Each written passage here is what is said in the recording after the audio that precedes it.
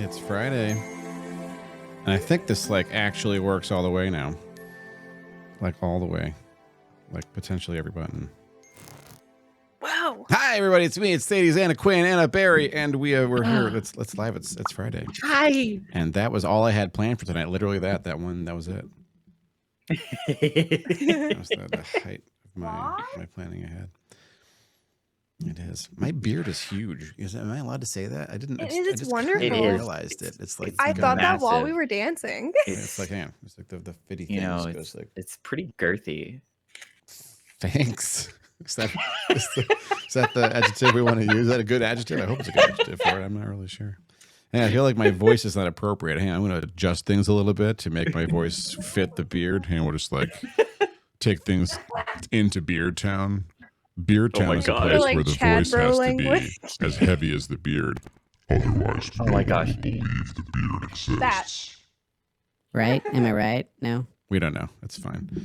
I have a toy. I'm going to be not really. The beard on the outside that matters, bro. It's the beard on the inside. I'm going to be grossly irresponsible with this piece of equipment. I want everyone to know that in advance. Like, this is... I was so sad to find out that I cannot route anything other than the microphones into the voice changers. So if I want to get my Discord guests all squeakified, I'm going to have to actually hack a solution through the Roadcaster.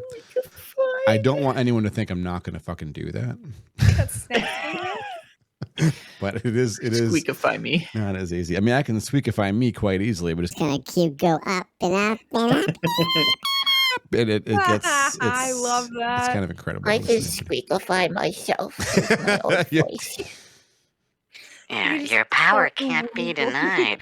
Yeah, it's impossible. It's impossible. I fucking love this thing. I'm really excited about it. Get the beard ornaments.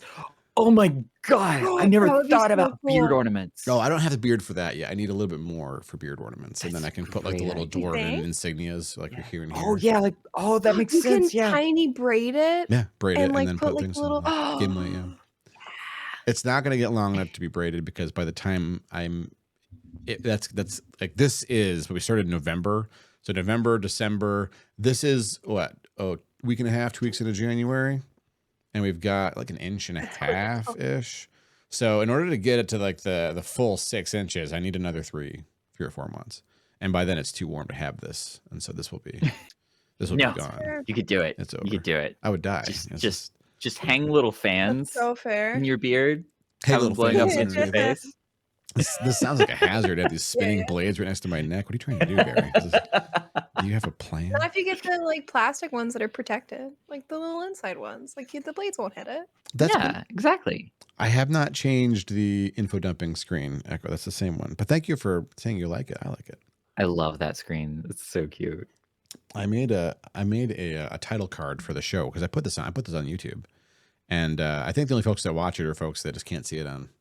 Actually, I know one particular person who watches it, and she just does not like the Twitch website, and so she watches it exclusively on YouTube. She's a friend of mine who doesn't do the Twitch stuff. Understandable. And then I think there's a couple of other folks that watch it, like either rewatch it or catch up on YouTube, because YouTube's just a more convenient way to watch a VOD than Twitch is. Yeah. Absolutely. You can download it to your phone, and then like you just play it offline, and the ads are less obtrusive. And YouTube Red is just a more reasonable deal than Twitch, whatever it's called, Nitro or whatever the fuck it's called. What's the Twitch deal? Like that, Nitro. Is it Nitro? Isn't that Discord? I have no idea what that is. Discord is Nitro. Oh, Twitch. Something. Thank you for the follow. It's like a Chaos. thing, like YouTube. Turbo. That's the one. Thank you. Thank you, Chaos. Right. And so like you can't download the VOD to your phone as far as I know. Like Twitch's app is not that functional. And so like, but it's like it's like a 2 to 3 hour discussion. And so downloading it to YouTube and playing it in the car and shit when you're driving around or listening to it when you're cleaning the house, that makes sense to me. I get that. Yeah. I get that. For folks who don't want to do that. Hi, Digital Deer. I am a burp today. Digital Deer. Yeah, Barry wanted to be branded on the stream here. Bring the product. Mostly because I haven't showered and I look awful. If you had never told anyone that, I could have kept that smoke screen up for you. We don't have to tell anyone. Don't worry. Okay, fair enough. Yeah, I don't know. It's just for y'all. Don't tell chat. This is the second way I ever saw Barry. This. So hang on, what was the order of It was like the the order? first. The very first one I saw was like the OG blue bird that just happened to be blue. Yeah, Right. the starbound avian model from Face Rig. Yeah. Mhm. That's right. It had like the crown or whatever. Like that's how I still remember you that way. Like this, it's a good thing this model looks close to that. Otherwise, it would have been really hard for my brain to adjust. I think. But. Yeah, gosh, it's weird to think back then because that That's- was before I was like a girl. That's true. I suppose it's true. A little bit. You were gender fluid at the time, weren't you? I was, Yeah. but I only ever like presented mask. I was only a girl in private, you know, Sure.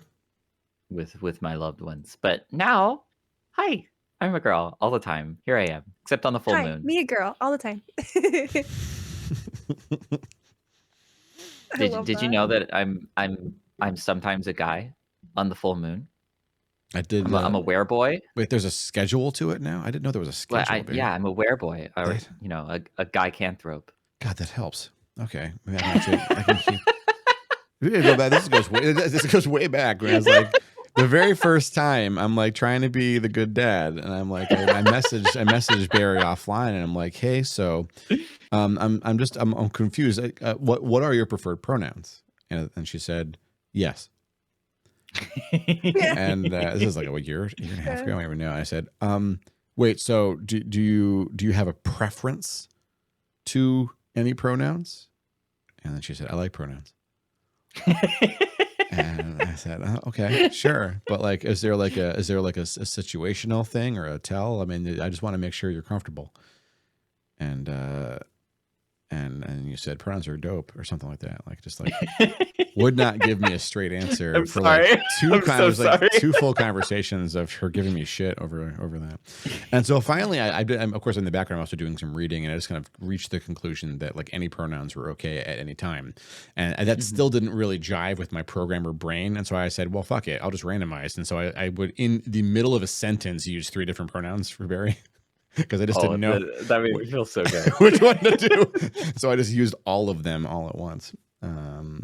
Yeah, I'm still technically gender fluid, but for like ease and most accurately, I would call myself a trans girl. Sure. Yeah. So that's what I am Congratulations on most that of the journey. time. That's great.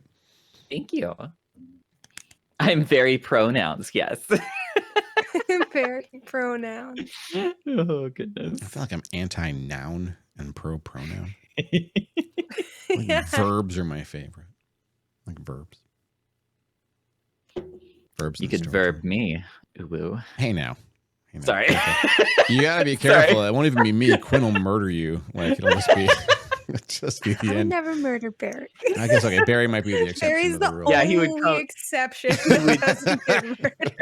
He would come as close as he could to murdering me without actually murdering me. I just scoot a little bit closer. I'm like, I just stand. Nothing else. Just stand. It'd be this like Oh, really, gosh. really like tense, like Godfather scene.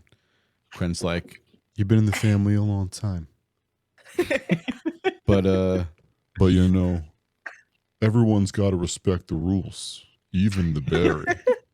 And let's not forget who the dad is, Oh my and the gosh. penalty for adding the D at the end. There's Oh, yeah. no D." Can't whip out. You For the can't whip out the dad. double. There. Don't be whipping out the D with the dad. Mhm. Don't be whipping out the D I love y'all. with the dad.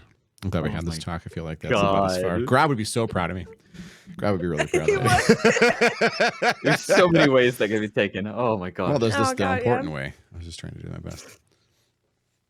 The sweater's got to come off. I'm dying on this thing. It's like really, it's hot under the lights. I'm happy to say. The tea may be also effective.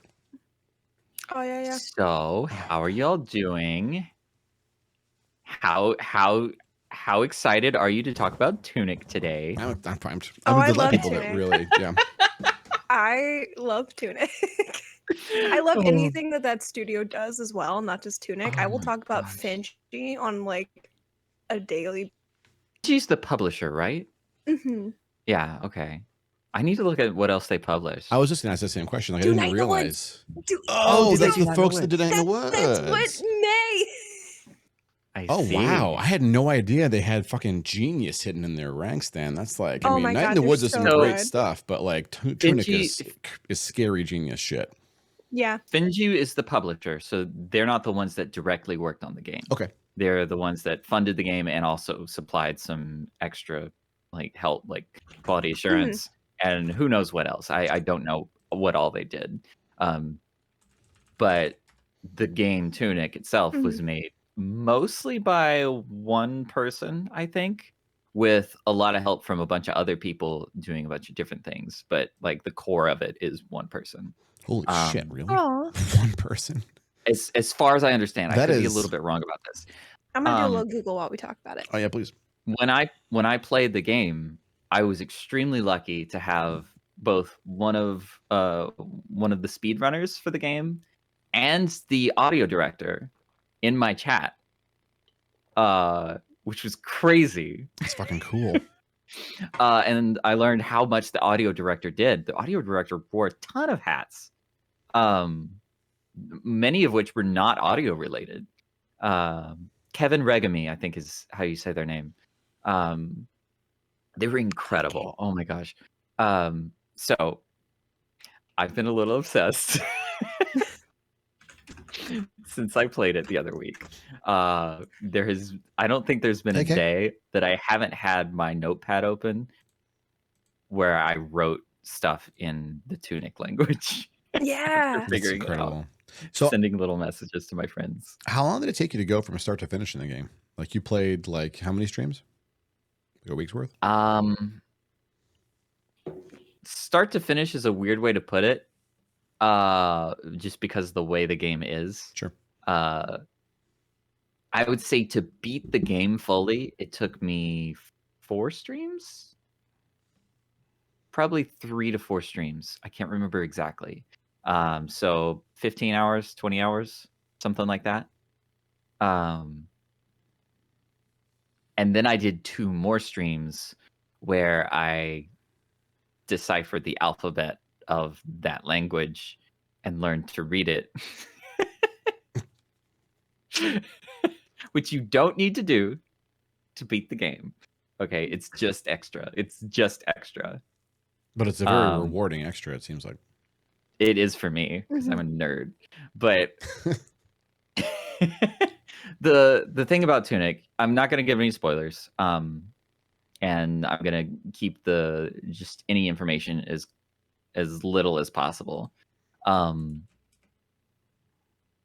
The premise of Tunic, I'm going to sell this to y'all because y'all need to go play Tunic. The premise of Tunic is you go to the game store in the 90s and you pick up a new game. And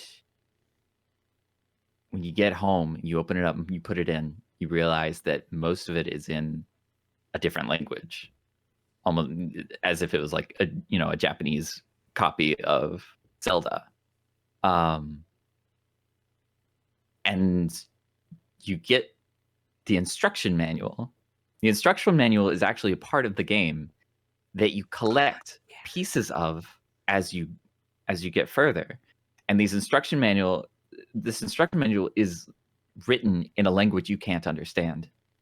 But there are some words that you can. They're written in English, like some big words, and there's illustrations, and you use that to figure out how to even play the game.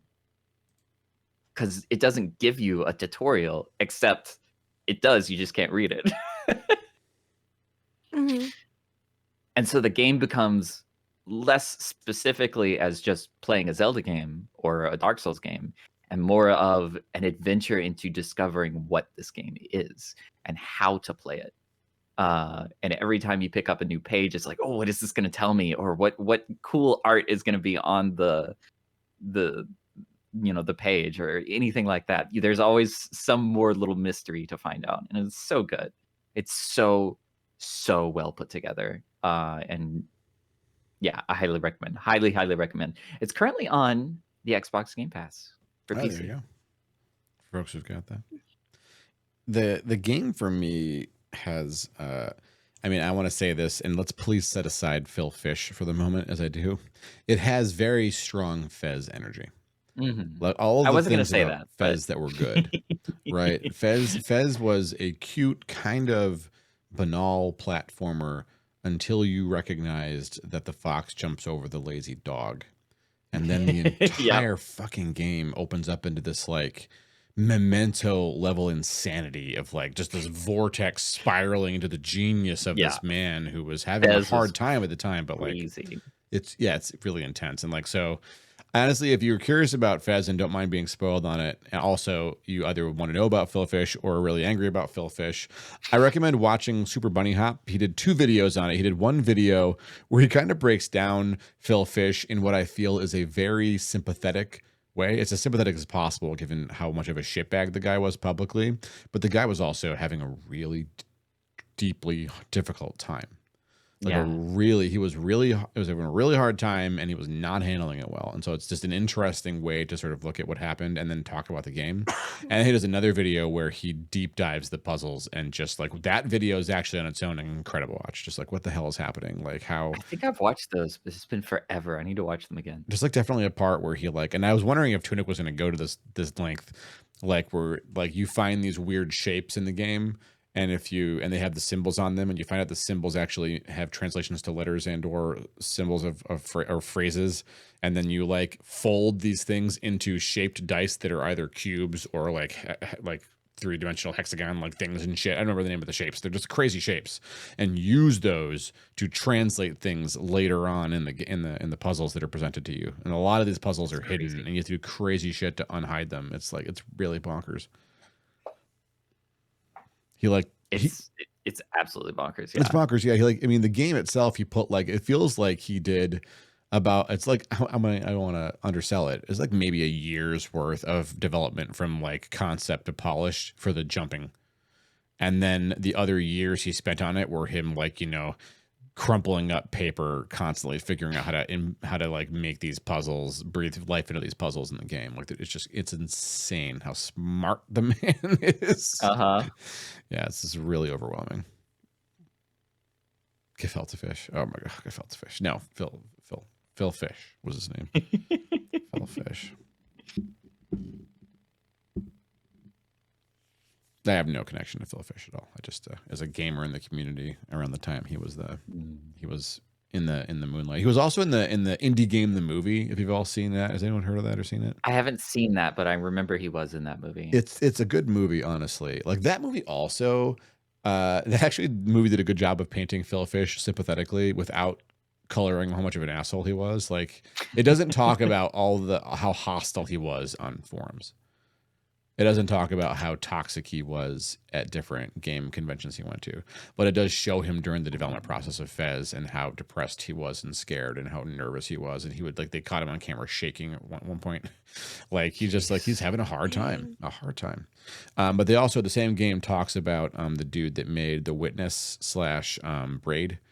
I can't think of that guy's name. And that guy, Jonathan Blow. Thank you, Jonathan Blow. I have mixed feelings about the guy. I want to like him. We'll just say I want to like him, but I don't know him. I don't know. He gives me some weird vibes from whenever I've seen him, but he's incredibly smart. Yes, and makes some incredible games that are up my alley, if not up everyone's alley. Yeah, that's kind of the thing. I mean, I enjoyed Braid. I can't really speak to. I didn't play The Witness, but I watched a couple of videos that spoiled it for me pretty thoroughly because I didn't want to play it. And like some of the late game puzzles where you have to watch like a 45-minute video 3 times. You have to watch a 2-hour.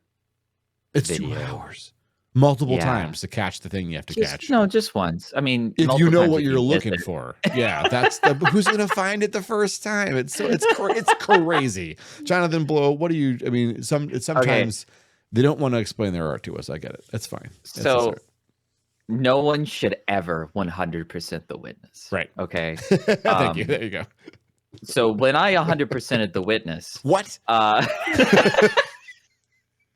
Very.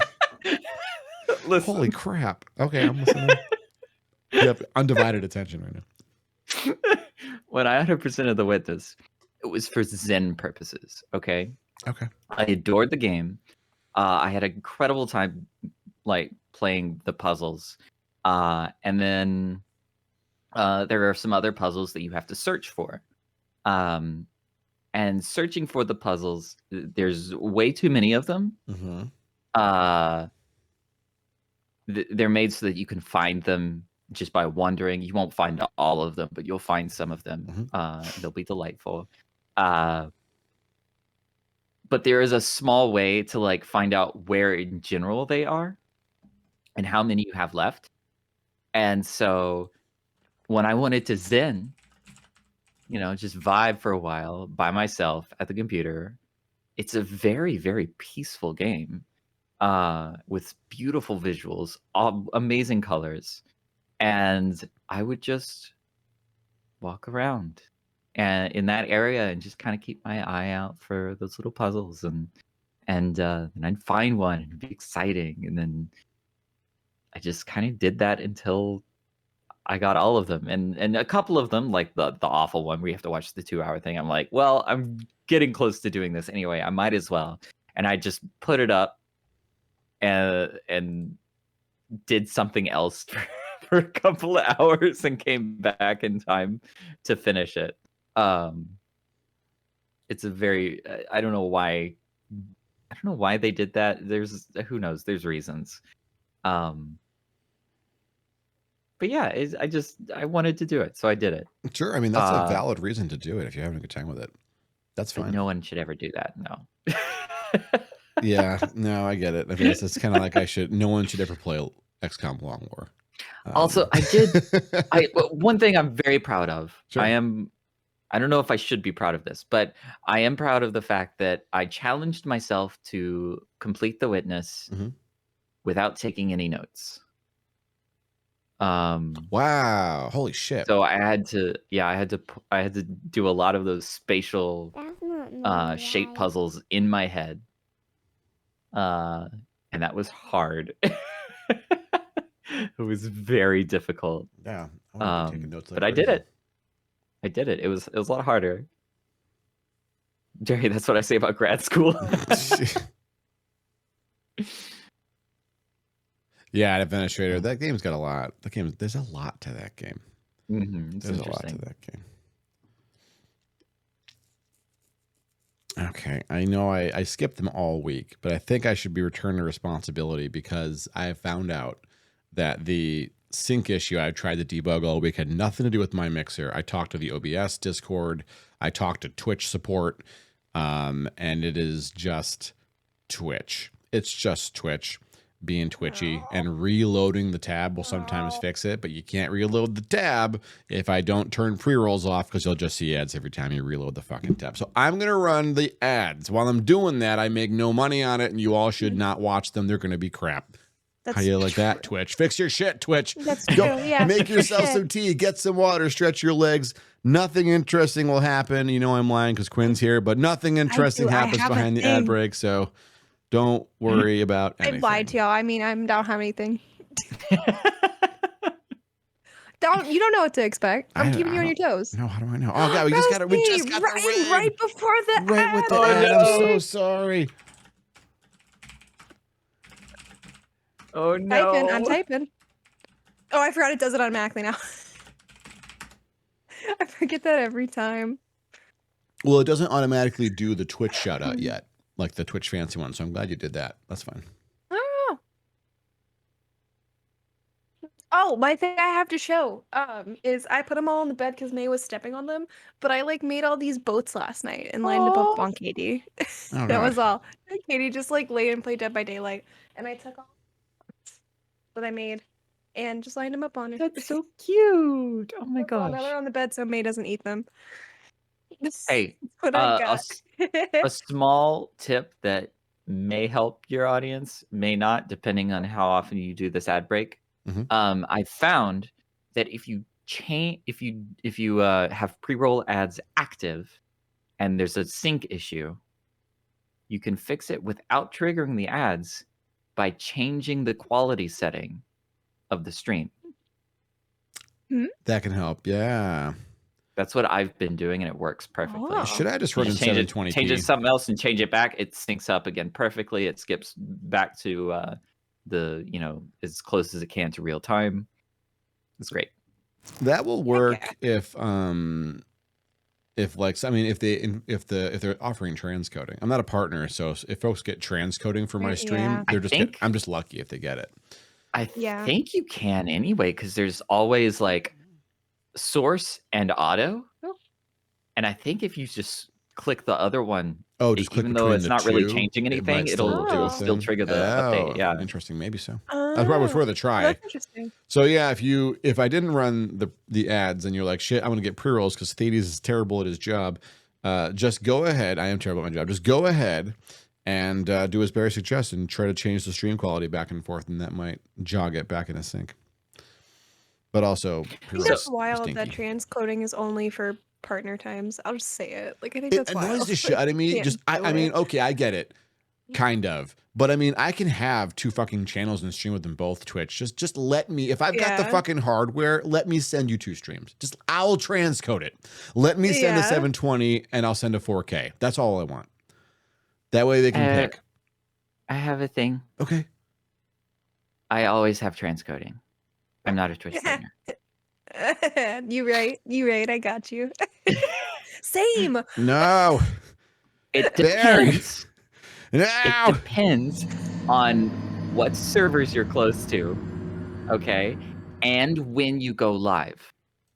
It just so happens, for whatever reason, that when I go live at exactly noon Eastern time in the East, in North Carolina, it's so rare for me not to get transcoding. Now, if I start stream at a different time than usual, a lot of times I can't get it. I'll restart over and over. Sometimes restarting over and over will get me lucky and I'll get the transcoding, but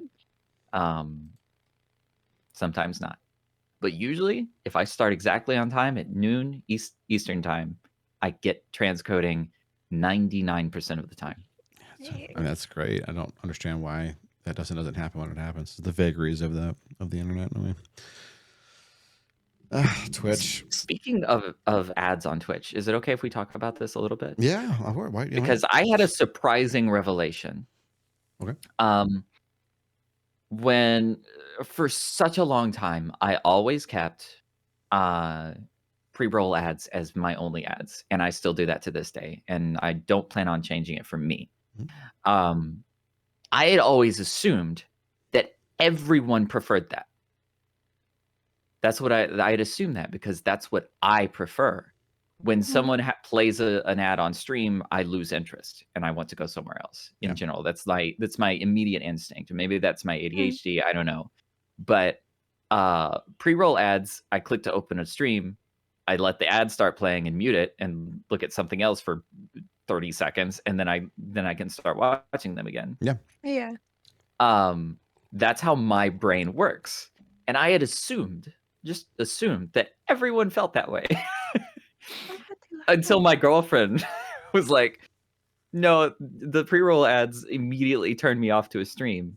I would rather there be an ad break every now and then. My mind was blown. I have to. So can I'm I confess curious something? how y'all feel about it. Yeah, I'm gonna confess something really dark to you right now, Barry.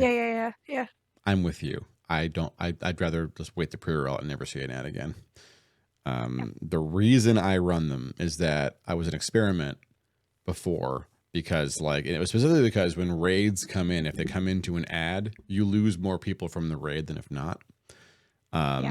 And that's just the statistic. I don't know why that is, but it is. It's not like everyone from a raid sticks around anyway, but keeping a couple of them more might be good. It makes it more welcoming. And also, I have a fun raid response I would do. I have a whole panel to hit buttons and then look, everything's look at the come in and see all the weird shit, and then we can. It's a thing that I like to do, and I can't really do that if there's if they're getting a pre-roll, and the pre-roll is an unknown length of time, anything from 20 to 70 seconds, right? And so you can just interrupt us, okay? But the but the reason I did it is that I asked people both offline, and I kind of gently pulled on the Discord and said, which do you like it when I do this? And a lot of people were thanking me for doing it, because they because of various reasons, they had to reload the stream tab. Otherwise, because Twitch would, like, the chat was, there was a period of time when the chat would just get fucked up and you had to reload the tab to fix it. And it might take 1 or 2 reloads, or like the stream would get out of sync. Or, you know, like in all of those cases, if I had not run ads, they would get pre-rolls on every reload and it would start the timer over. And that is going to make someone leave the tab. That's like way worse. Absolutely. And so, like, it's just like the reason I do it, and I say, you know, they don't miss anything interesting for when it's just me, because the timer will be up there and I will just sit and wait for the timer before I continue the game. So nothing interesting happens. So yeah, that was the plan. I hate it. That's absolutely valid. I will say about the raid bit, when chat is brought to a new stream via a raid, there's never a pre-roll ad. It's set to not do that. Are you kidding? I get pre-rolls every time when I get raided. Every time I get taken somewhere. Even if I'm the one that raids in, I get a pre-roll ad. I've gotten that before. I've had to wait. I've had to tell some streamers that I can't see or hear them because I'm in an ad. Every time. I have to like type in chat and be like, I can't hear you. If you're asking me how my stream was or how the game was, or like, just give it a minute. Maybe my raid's not big enough for that does benefit. Not happen to me. Well, you have like 50 people up. Every time. I have like 30. Maybe it's not enough. 20 to 30. It doesn't happen every time, but it does happen occasionally. Or I'll do the thing where I'll have to reload the tab for some reason, or I'll get left, because we talked about that, I think, a couple of labs ago. I get left by the stream and then I hop in just from like the tab or like not with the raid, and then I'll get ads.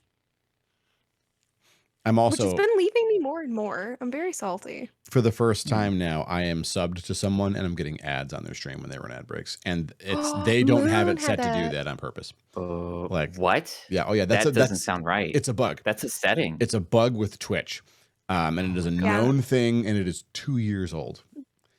And I can.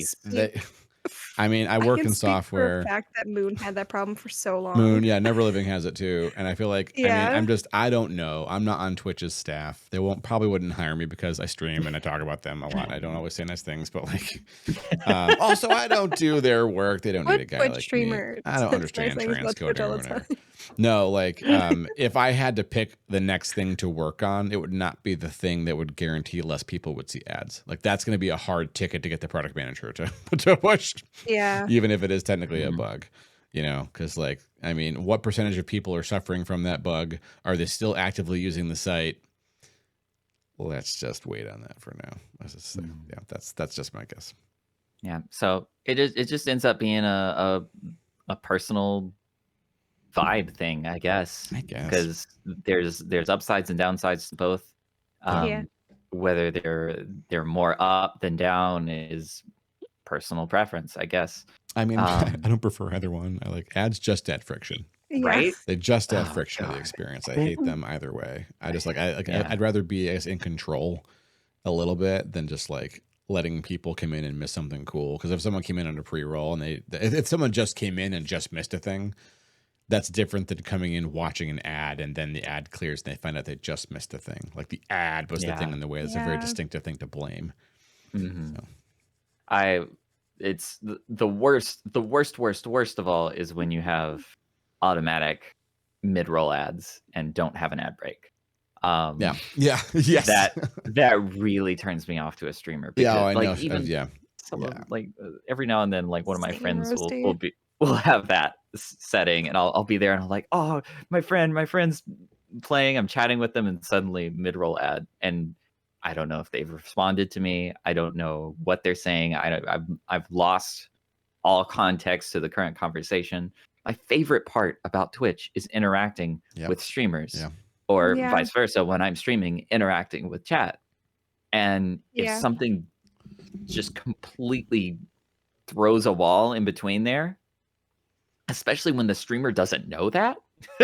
I mean, like it's just a random mid-roll ad, and suddenly the chat can't hear.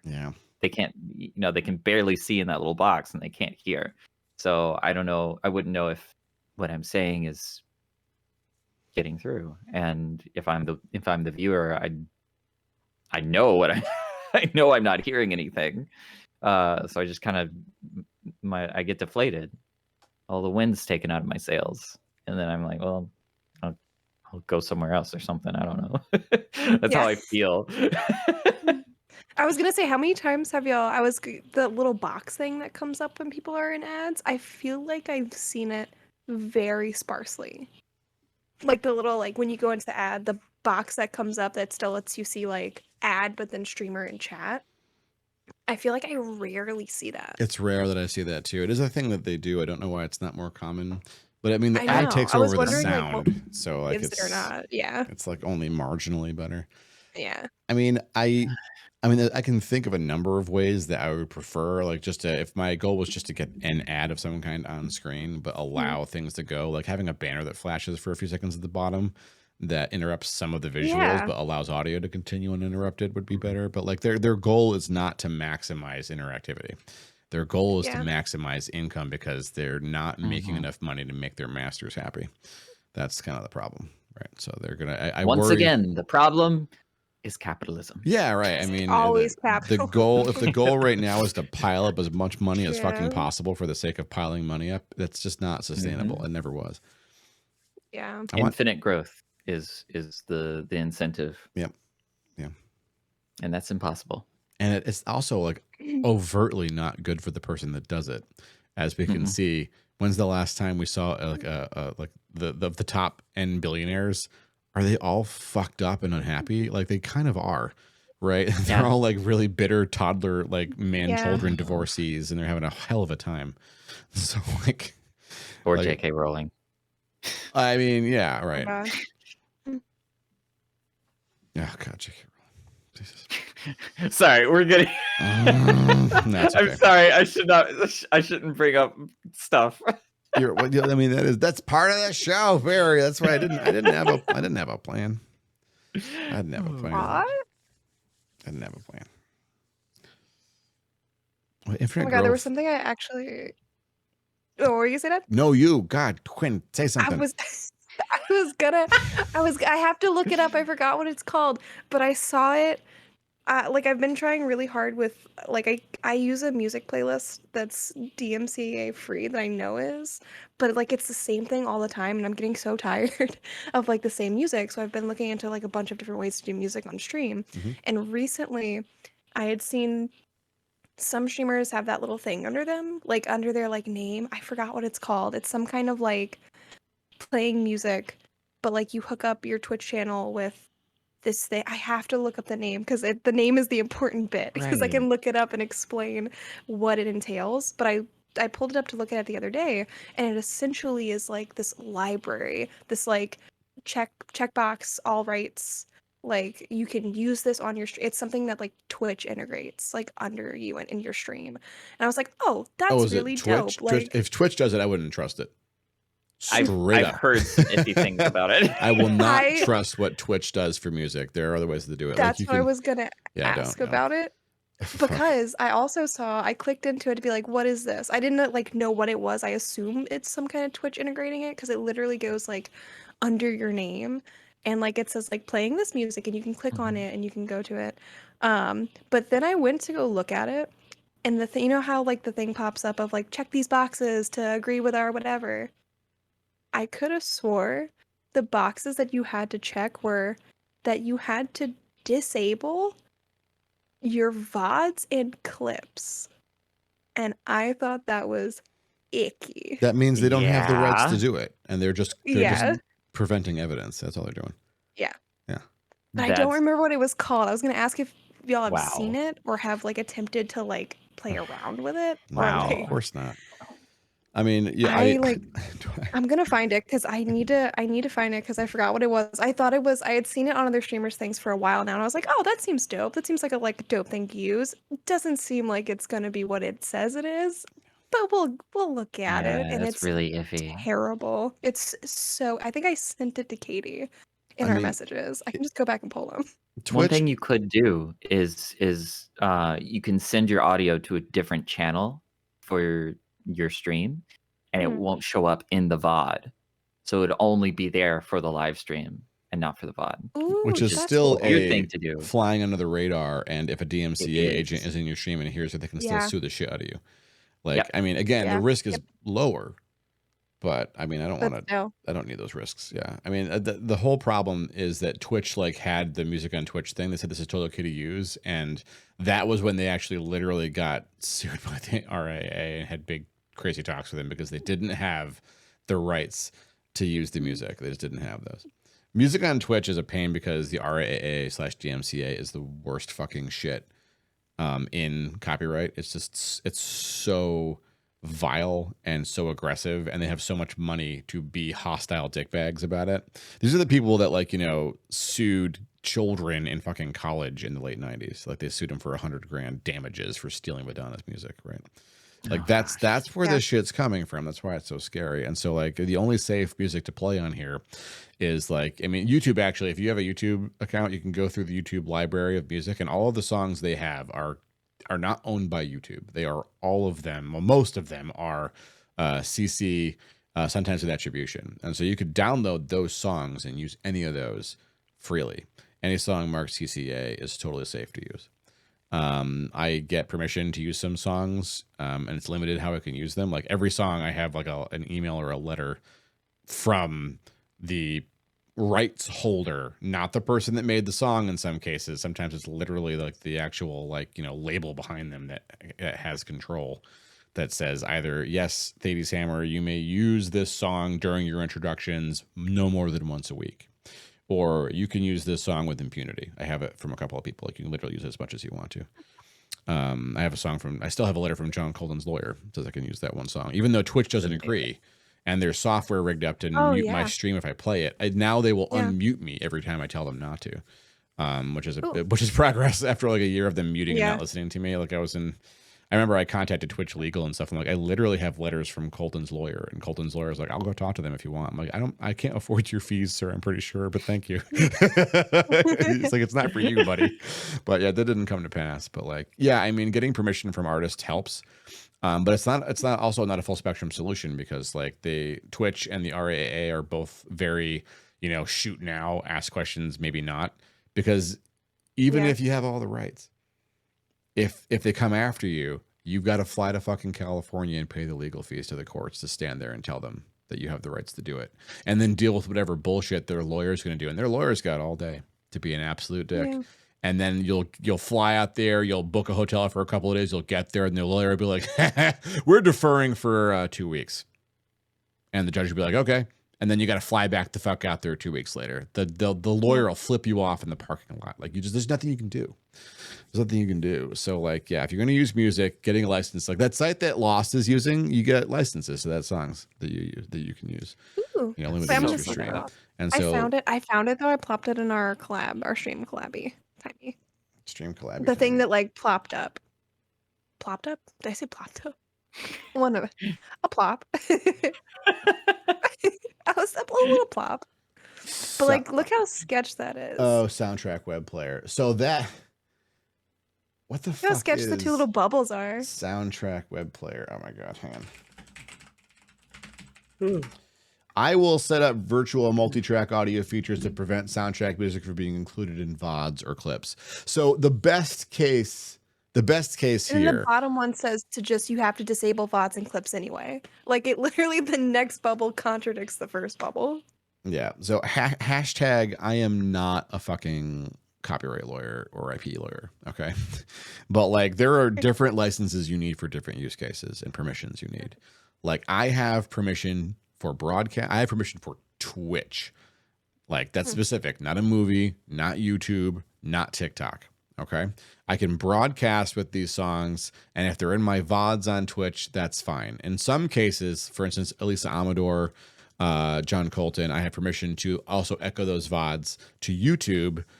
But the caveat there is if it's on YouTube, then I have to let them copyright claim my video and take the money for using the song.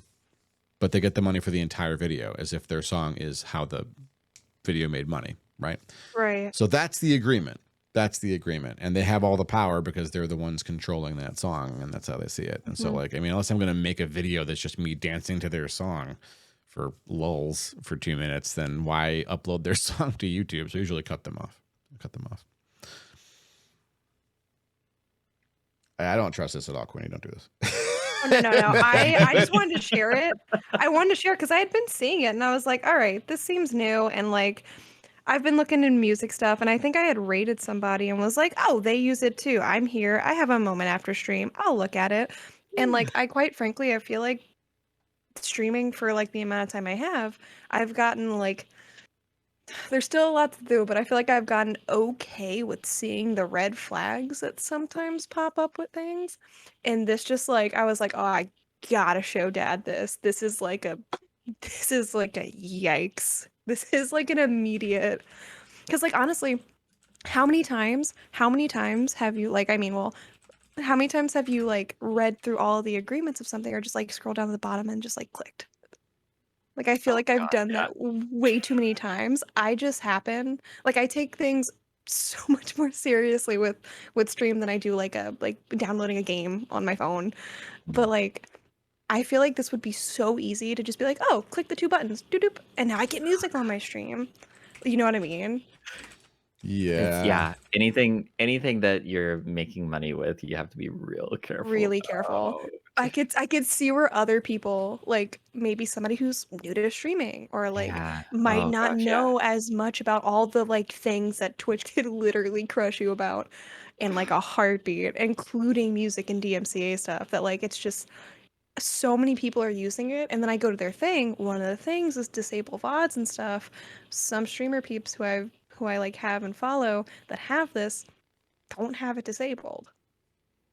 So like right there, the breaking of what you had already. It's so anxiety inducing. And like it's actually like I don't think I would have fallen for it, but like I was like, oh my god, music on my stream. It's so hard to like literally have playlists and do stuff without like going and asking peeps and stuff like that. Like to have music on your stream, and they market it as you can totally use this. You're in the clear. You're safe. Good to go. Kind of thing. So my digging around, it looks like Soundtrack is actually an official Twitch tool. It is Twitch made. It's theirs. And I mean, remember they did the thing before where they said it was okay to use stuff and people were using it and they got takedown notices and sued and stuff. And it was really, really bad.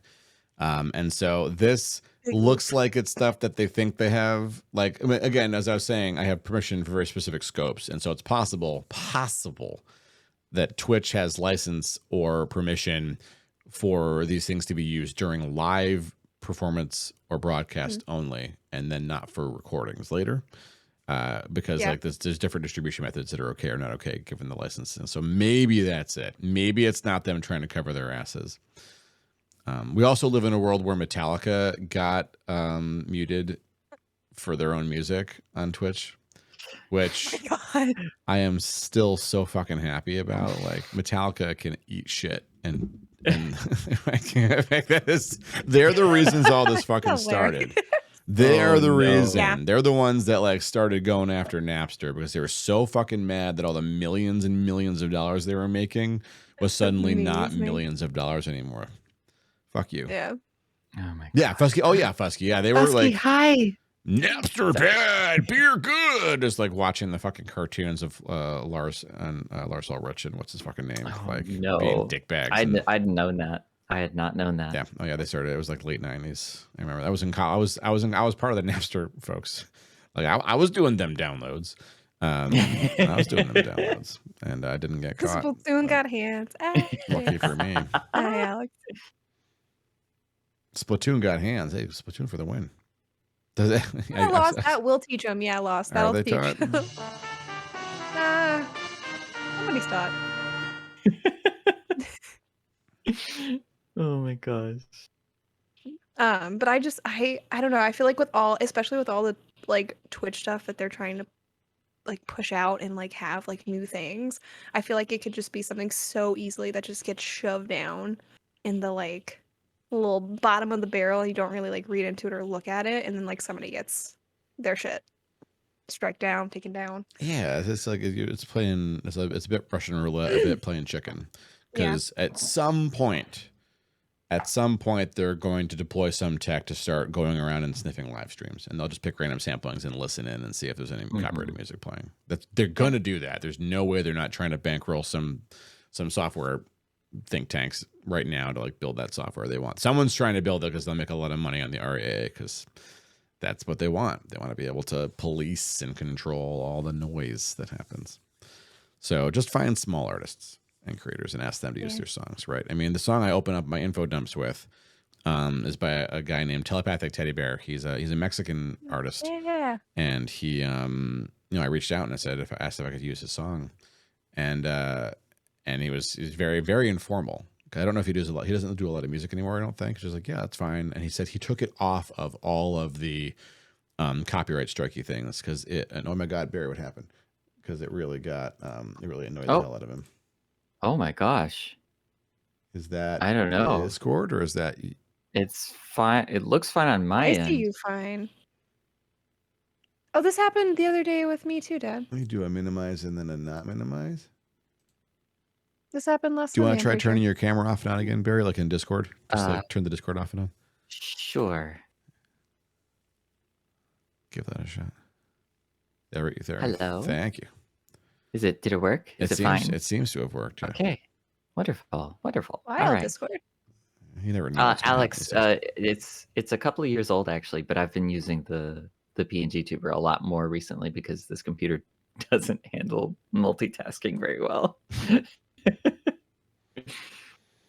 It's funny actually. Right now, with my avatar running, with my hand detectors running, and with Discord running, I'm using 90% of my CPU. I don't even have OBS active. How is that so much? I don't know. VC Face is taking 20%.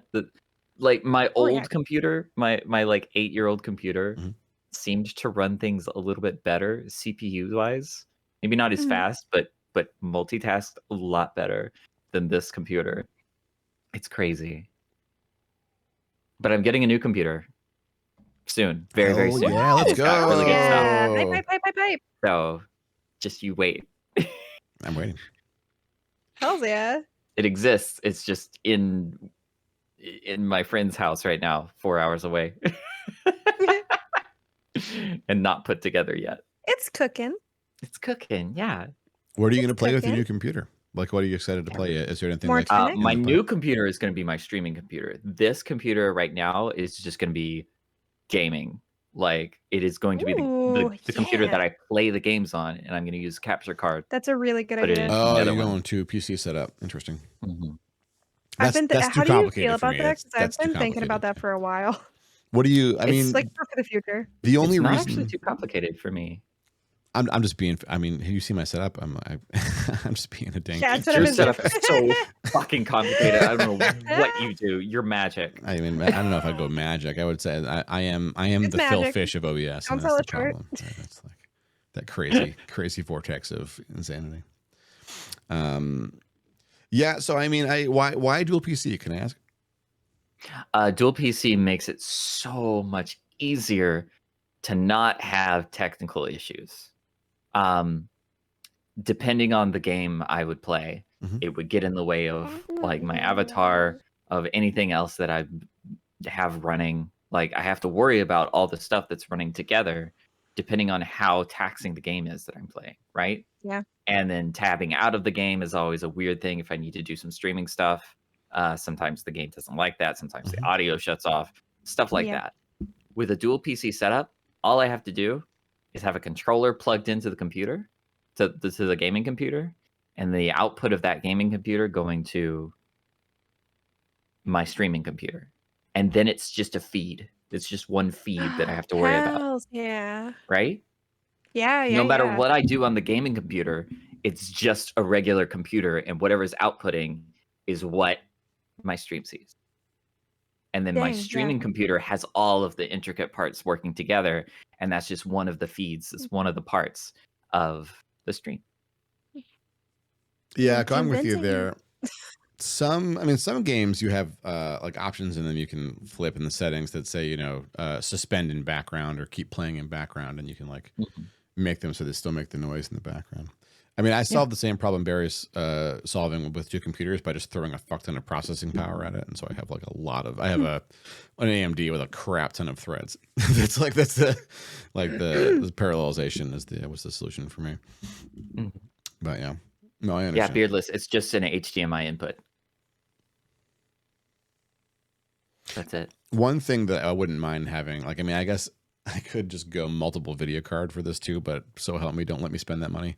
But like I'm at a point now where I want to record, like, it'd be really, if I was going to go hard video editing for YouTube, then recording my camera as a full 1080p along with the game as a full 1080 and whatever effects I have on stream as 3 different feeds is too much for my single OBS instance to do.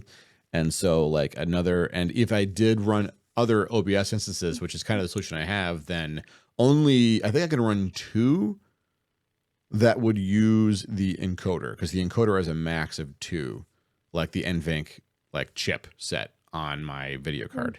Otherwise, I have to use CPU to encode, and I can't use one instance of OBS to do that because for whatever reason, OBS can't ask for more processing power than it's already getting for the purposes of encoding more shit, and so it just brings everything to a fucking crawl.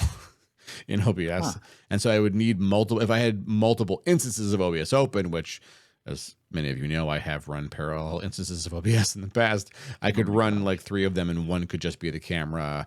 And then like, it'd be really annoying, right? Because one OBS instance would be my camera and would record the camera at full quality. And then it would be the virtual camera, which would have some really fucked up weird name that my other OBS instance would have to subscribe to that virtual camera. And then use that for the feed to stream. And then I have to do the exact same thing for the game. And so there'd technically be an OBS just for the game, an OBS just for my face. Both of those have virtual cameras that are pushing out to webcams on my system, OBS Cam 1, OBS Webcam 2. And then the third OBS instance grabs both of those as my webcam and my game. And so both of those are recording and encoding, and then this would be encoding and pushing to Twitch. 2 computers also a possible solution to that problem, because the PC with the game on it could just record the game, and the syncing it would be a pain, but it's going to be a pain no matter what. It doesn't really matter. So I'm glad we had this talk. My setup's complicated enough, Barry. It's complicated enough. Your setup is crazy. I don't know how you do it. I don't know either. This fucking thing. I'm never going to get tired of it. I wanted a robot voice for a year. People would see me open up my fucking, like if I go into OBS and go through my old microphone, my microphone scene that used to be 8 different microphones, which were all virtual microphones with different filters for the different effects. It's now just the mixer, because the mixer does all of that shit, which was right. It was a very soothing day when I deleted all those fucking sources. It was really nice. They caused a lot of anguish, and they would get really, because OBS would get really confused sometimes with like, these microphones exist, but they don't. And then like really like it would just like it'd get like a million errors in the log, and it would like really bog things down sometimes. So I want to ask you. Yeah. Okay. Yeah. Have you been in my stream while the tunnel was there? Lost in the noise, being very, very irresponsible with her wallet. Thank you, Lost in the Noise, for gifting subs. Esuhato, Scribe Scholar, Durai Papers, Ches, Jack. Those are all people we know. Look at that. No bot subs. Nice work. Nice. Cranny, thank you for 26 months. Inciting. Oh my god, Quinn. I wait to incite. I am the one that incites the campaign. This is my payback.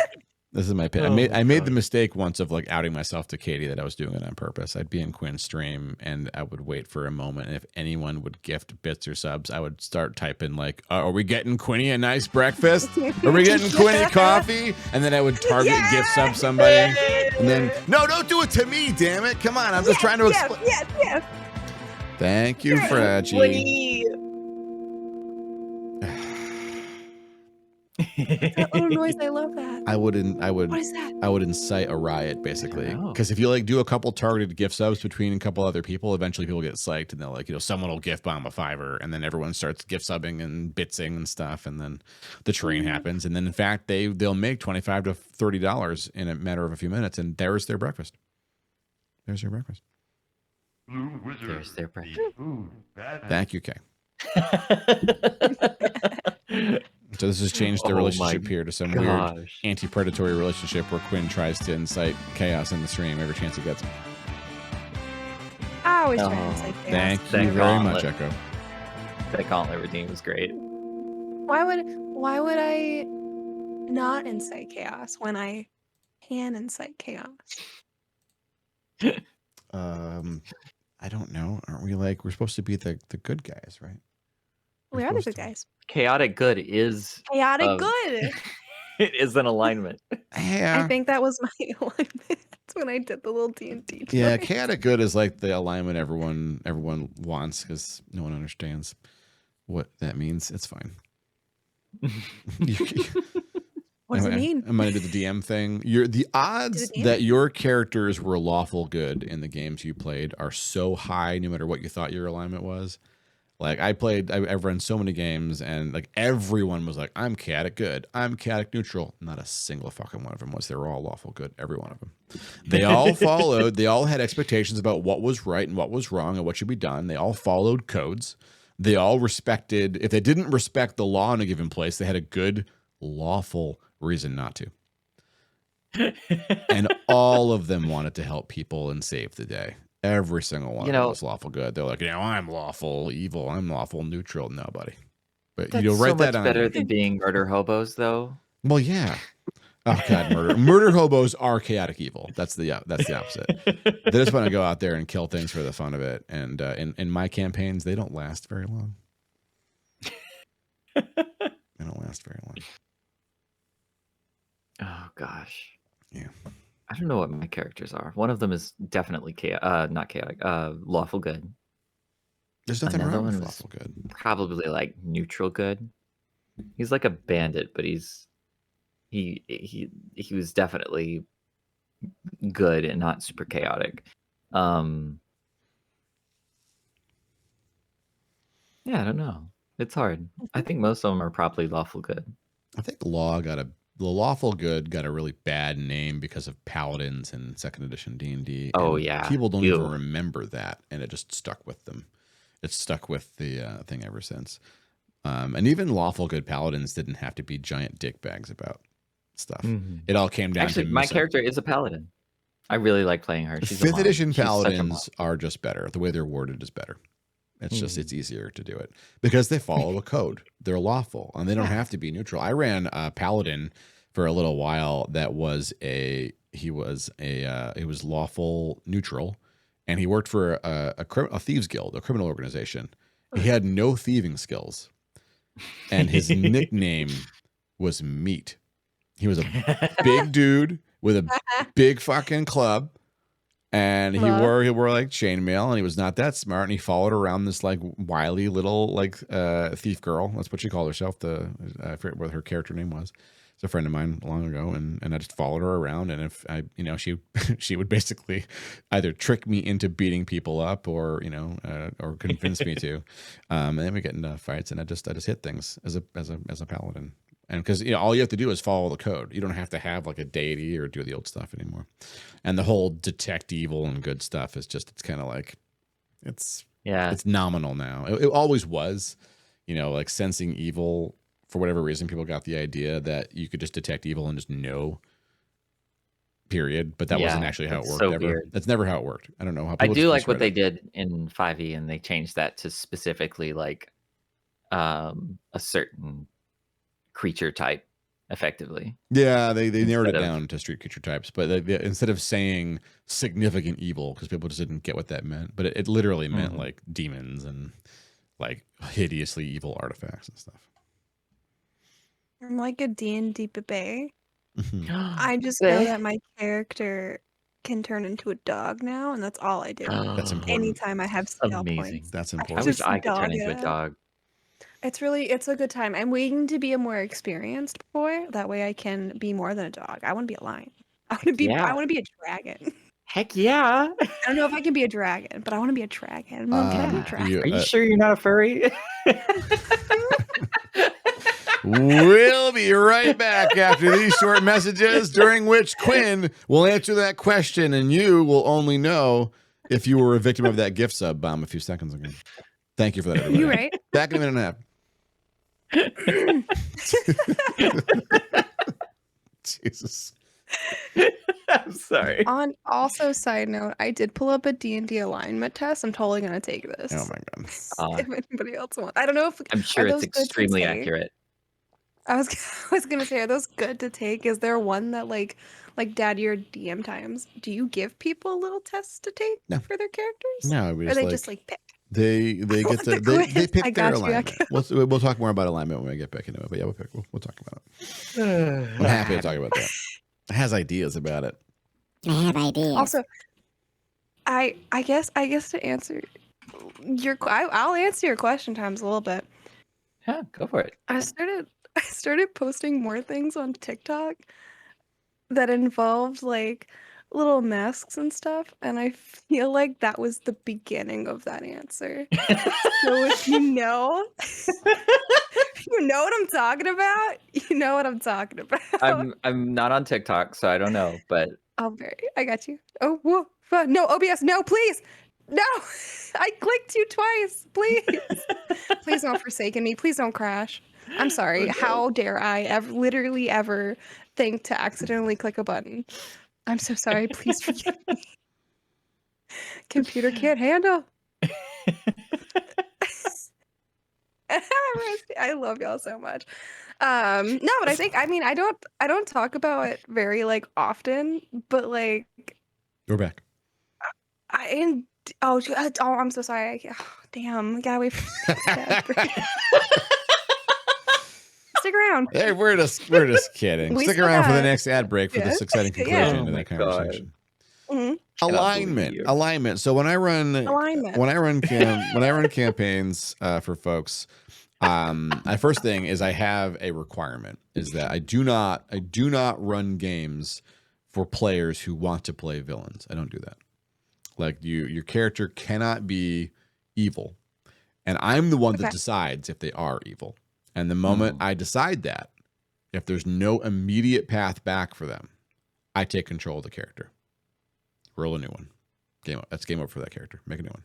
You can make a new one. That's fine. Oh. If the player's a dick about it, then they're just not at the table anymore. I don't like. I only do invitation only for my games because I don't want to deal with people who are like murder hobos as they call them, or like I hate that name, but it is the name people use.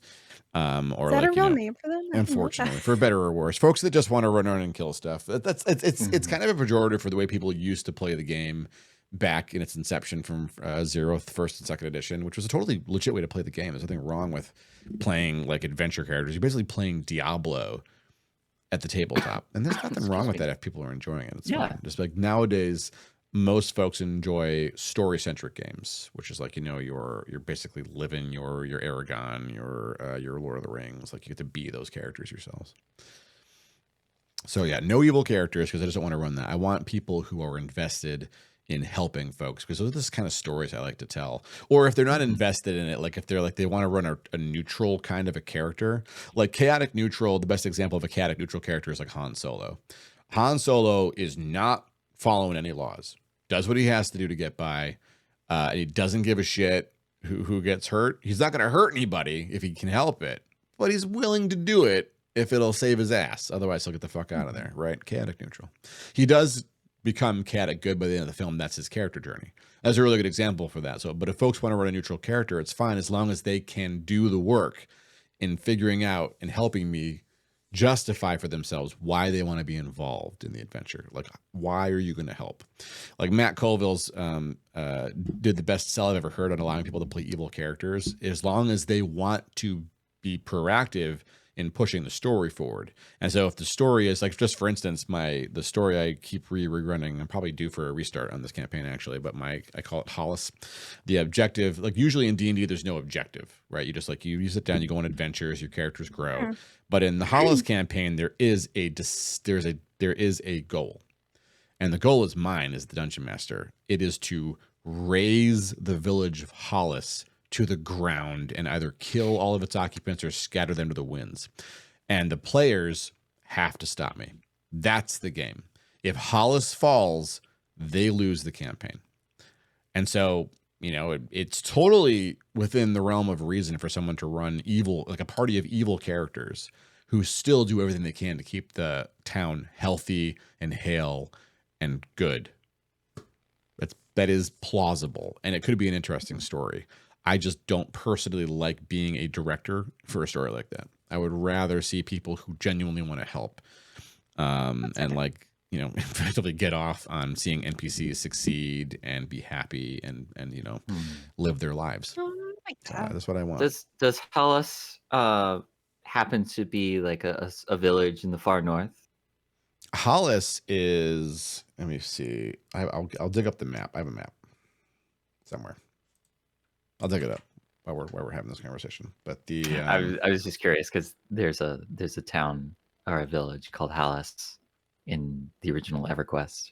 Oh, is there really an EverQuest? That's interesting. That's where the barbarians were. I don't remember why I called it Hollis. I tend to like combine random phonemes in my head trying to name things.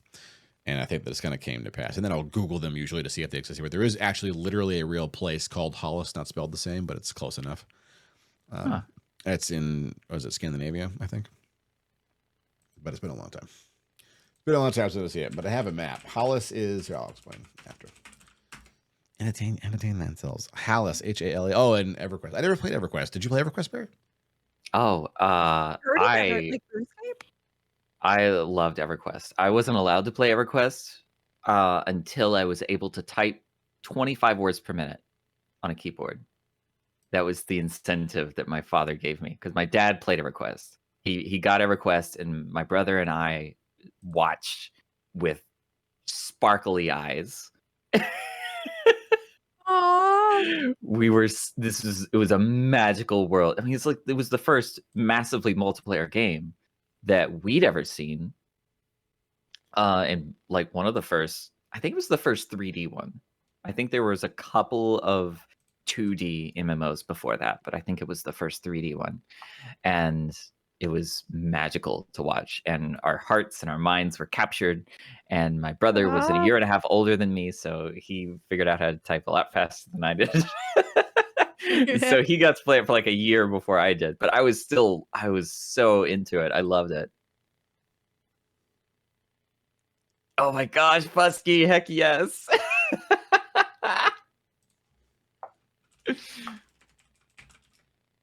Wait, is EverQuest D&D, or is that like online times? EverQuest is a massively multiplayer online RPG. It came out in 1999, I think. Ooh. Yeah. I think the only thing that I have close to it is probably RuneScape? ? If that's similar to it. Yeah. RuneScape is different, but similar in some ways. RuneScape was always fun. I got sucked into RuneScape for a while. I got so sucked into it. I got sucked into so many MMOs. World of Warcraft mainly for the longest time, I guess. Oh, yeah, me too. Which somehow my entire family got to it. I don't play it anymore for a multitude of reasons, but I originally got it in 2005, I think, and played it for a long time. And my mom, who had never really ever played video games and was not a person that played video games at all. I feel that. One day I somehow convinced her to give it a try, and she made like a gnome and just started running into the wall and looking at the ceiling and was like, "What's going on? I don't understand." Yeah. She got more hooked on that game than any of us. I think she still gets on there from time to time. That's endearing. That's really cute. It's super cute. Yeah. my entire family got into that game. And one of the things you can do in that game is run dungeons. So you fight your way through a dungeon and defeat the bosses and all that stuff. And it's like a contained, difficult adventure for 5 people. Okay, 5 is the maximum number of people you can have in a group, and you needed 5 people to get through a dungeon generally. So me, my brother, my partner Nova, my mom, and my dad would pile into this tiny office, this tiny little office with all of our chair backs bumping into each other on 5 separate computers. That room would become 90 degrees, and we would all run dungeons for the entire weekend. It was so much fun. Man, I did have a lot of fun with World of Warcraft in the heyday. Those days are done for me, but like I would have loved to do it in person. I bet that's cool. I never did it in person, but we always over VoIP and stuff with folks. It was so much fun. Those were magical weekends. They would go by in a flash. Who was the healer? Who was the healer? My mom. Oh, for real? What are you in your parties? I feel like I love being the healer. I love being any support in any campaign. I just want to heal and like be the like back. I was the healer. I was a tank for a little bit, and I was a healer before and a healer after. I was a healer for many years. I always liked being the weird support character that could do like just about anything okay to like fill in all these roles. Were you a Mezzer? In World of Warcraft, it was an enhancement shaman in World of Warcraft. Is what I was.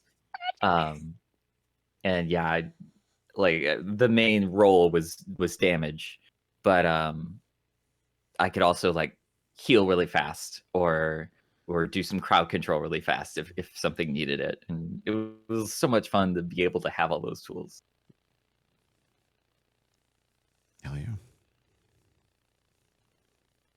Your next character will be very not a healer, Freddy. Yeah, Freddy has gotten to LARPing recently. LARPing is cool AF. It can be a lot, but it's cool AF. Yeah, another one of those things I will never have time for, but it's pretty awesome. There's definitely a way into it. There's like, so the folks that run the LARP that Fradgy's in, they have a Discord, and I remember when I was talking to her about it, I was curious how the rules worked. And it's a custom system, I guess, but the books are available on their Discord. And I said, okay, so I popped on to their Discord to look, and there's a bunch of people on there. They were like, Papa Thades, are you gonna LARP with us? I'm like, fuck, I won't be able to do that. I like want to break their hearts. I'm like, oh no. I thought I would just join and not be noticed. It was noticed. It was very flattering, but it was okay. I got a couple of DMs offline, and they're like, hey, if you're curious about it, I'm happy to answer questions. They're very aggressively welcoming. It was really, honestly, it was heartwarming. And if I had the time, I've absolutely jumped into it. I'm super curious about it, but I just don't. I'd have to give up streaming and gaming and having children. If I didn't have those 3 things, and also like, yeah, then maybe I could do it. Maybe. They're pretty great people. Yeah. I've never LARPed. I don't think I would be very good at it. I know I have some friends who are roommates with some avid LARPers, and they have this giant like trailer in their driveway full of LARP equipment. Dang. Yeah. They've told me about it before. I've known like 1 or 2 peeps counting Fradgy who does LARPing, and I remember it was like a past partner who was really into LARPing, and I remember them talking about all the like, they're like, okay, I have to like save up like X amount of hundreds of dollars so I can like get like this like winter's LARPing stuff. And oh god, yeah, I would have gone broke on fucking gear to look awesome. Yeah, it's like, what do you mean? They're like, even just like the bare bones of like their LARPing happens in winter. They're like, you gotta have like heavy like snow trekking equipment to be able to stay out in the snow and fight people for hours and like do things. I'm like, that is so cool and sounds so cold and sounds so expensive. Like, yeah. Do I need a set of full plate? No. But if I was playing a character, I mean, the last time I remember, I one time played Ravenloft in Dungeons and Dragons. like twice, I guess. I played a Ravenloft campaign in 2nd edition years ago, but that was very story centric and very different. It was actually a very intricate political game, which is way better than fucking Ravenloft out of the can that D&D put out a few years ago. It was like just really, it's not my speed. It was murder hobo-tastic and very anti-player. Not my favorite campaign. We can go into that if you're all curious about it. But the reason I went into it thinking, okay, how am I going to survive? How are we going to survive? And so I used 5th edition to build a tank. There are some fighter skills you can get that involve like harassing and forcing enemies to either, if they're in base to base with you, they have a really hard time getting away. And if they're not in base to base, you can make it so anyone else they swing at, they take negatives to, unless they're swinging at you. So they may as well swing at you. And I put my character, I decked him out in plate and a shield and a full helmet and all the shit to make myself so, I mean, I would be in a mosh pit full of wolves and not being hurt. That's the point of being the guy in full plate. And the reason I'm bringing that up is when I talked to Fragi about how combat works in that fucking game, I'm like, I would need full plate. That game needs a tank. And everyone's running like, archers and wizards. And I'm like, that's really fun. Everyone, I mean, I get it. I've DM'd for a long time. Everyone wants to be the fucking elf ranger. Everyone wants to be the elf thief. Occasionally someone wants to be an elf druid. Are you noticing a pattern here? But you know what that team is missing?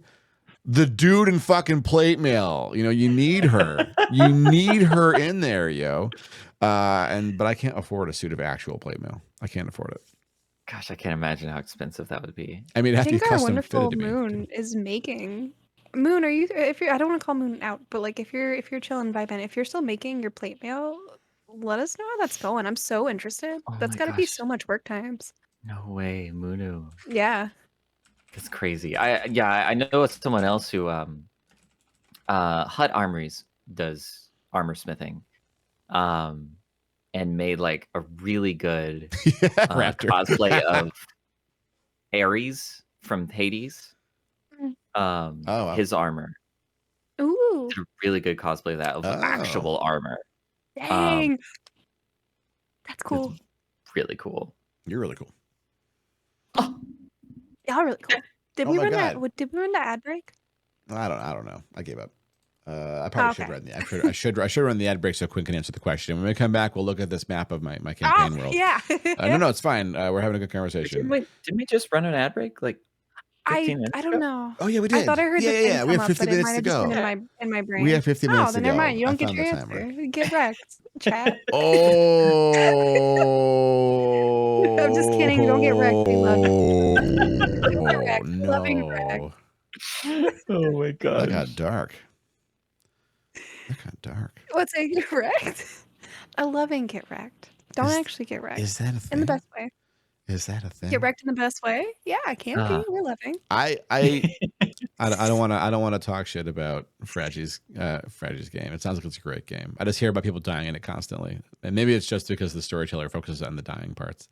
But they always stick out to me because I played World of Warcraft and D&D, and I was always, when I was actually a player, if I wasn't playing some ridiculous bonehead like the cook or whatever, I was playing someone who was a support character, either the tank or some kind of a healer character, someone like who could empower the rest of the team. If I was a wizard, I was like a buffer and a crowd controller. The dude casting grease and flame finger rather than a direct fireball, that kind of shit. And in World of Warcraft, I was the healer and the tank, and I was a really good tank. A really good fucking tank. I for those of you who played World of Warcraft all the way through, do y'all remember Void Reaver? You're supposed to trade off aggro on Void Reaver because there would be an aggro dump every other phase or whatever, and like if you were the top tank, then you suddenly would lose threat, and the other tank would have to take over, and then you have to basically trade off tanking because of that dump. And if you didn't do that, they would attack someone randomly in the raid. I never lost aggro. My threat generation was so high that the off tank was confused. He's like, when am I gonna am I not generating enough threat? What the fuck is happening? And because I was a paladin tank before it was cool, and it turned out we were broken and no one knew. But I take it personally when I hear that people are dying because I never lost fucking aggro in any of those fights. Like I was that my whole objective is I'm the first one to die because if anyone else dies, it's my fault. Right. Even if they stepped in the fire or whatever, I still took it personally. Like it's my job to keep them alive. That's literally my job description. So I'm not saying I look down on other tanks if other players die. I am saying I look down on other tanks when their players die. I'm not saying I look down on you, but I'm glad I have judgment. I have judgment. I would only look down on tanks that let their players die if they were Alliance. I mean, I look down on Alliance, period, so it's fine. I'm kidding. I'm kidding. I'm not kidding. I know. Back- I have no sympathy for the Alliance at all. Like, no sympathy at all. At the end of Warcraft 3, there was peace. Jaina and Thrall were besties. There was no reason for conflict. And the fucking reason they had for conflict was that Jaina had an emotional breakdown. Give me a fucking break, you shitty ass writers. And then the queen was replaced by a secret dragon mind controller who was, guess what? God. A woman. Fuck you, writers.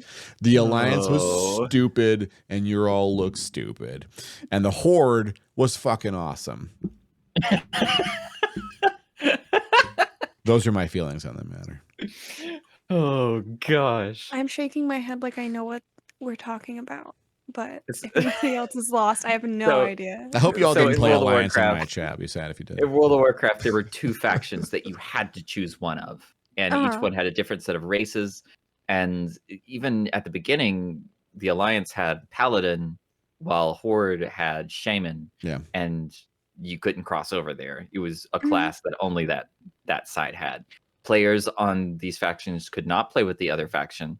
It was completely separated. They couldn't even talk to the other faction. Oh. Yeah, it was really I don't know why they did this. Oh, why? And why is and right. it drove up toxicity so much. Yeah. I still have a little bit of that in me, you know, sucking for the Horde. A lot of it was fun. Yeah. Like silly fake toxicity, but there was genuinely a lot of really actual real bad toxicity from it. I always joke about it now, but I will say I did play Alliance at launch because I was that guy initially. Well, before I go on this story, I want to apologize specifically to Fusky and anyone that played Worgen. I get it, Worgen were dope. That's fine. You were the only forgivable Alliance players played Worgen, so you have my sympathy. Even non-furries understand. Yeah, of course. Fuck yeah, they were dope. It was a forced conflict, yeah. But I started on a PvP server because I was like, I want to really give this a shot. We'll see. Because I talked to my friends who played on PvP servers in other games before, like I can't remember the names of some of the older MMOs now, other than EverQuest. I can't remember them. It'll come to me later. But like we launched an attack on Agramar. And we had a plan, which was, it was a really, I thought, creative plan where there were a lot of people that want to be involved. There was a couple of guilds that had really high level folks, and I was in one of those. I was a mage, and then there were a lot of like younger players in guilds that never went anywhere, including a guild that was literally called Zerg, and they were a Zerg guild. It was just like, if you wanted in, you were in. They were tiny little. Everyone knew they were little kids. You could tell by the way they spoke, how they asked questions. It was like hundreds and hundreds of little kids in this guild, and they wanted to be a part of it too. And like my Fall Down Go Boom led what he called Operation Newbie Shield, and he brought the Zerg guild to the front gates of Agramar, hundreds of them, and attacked the front gate.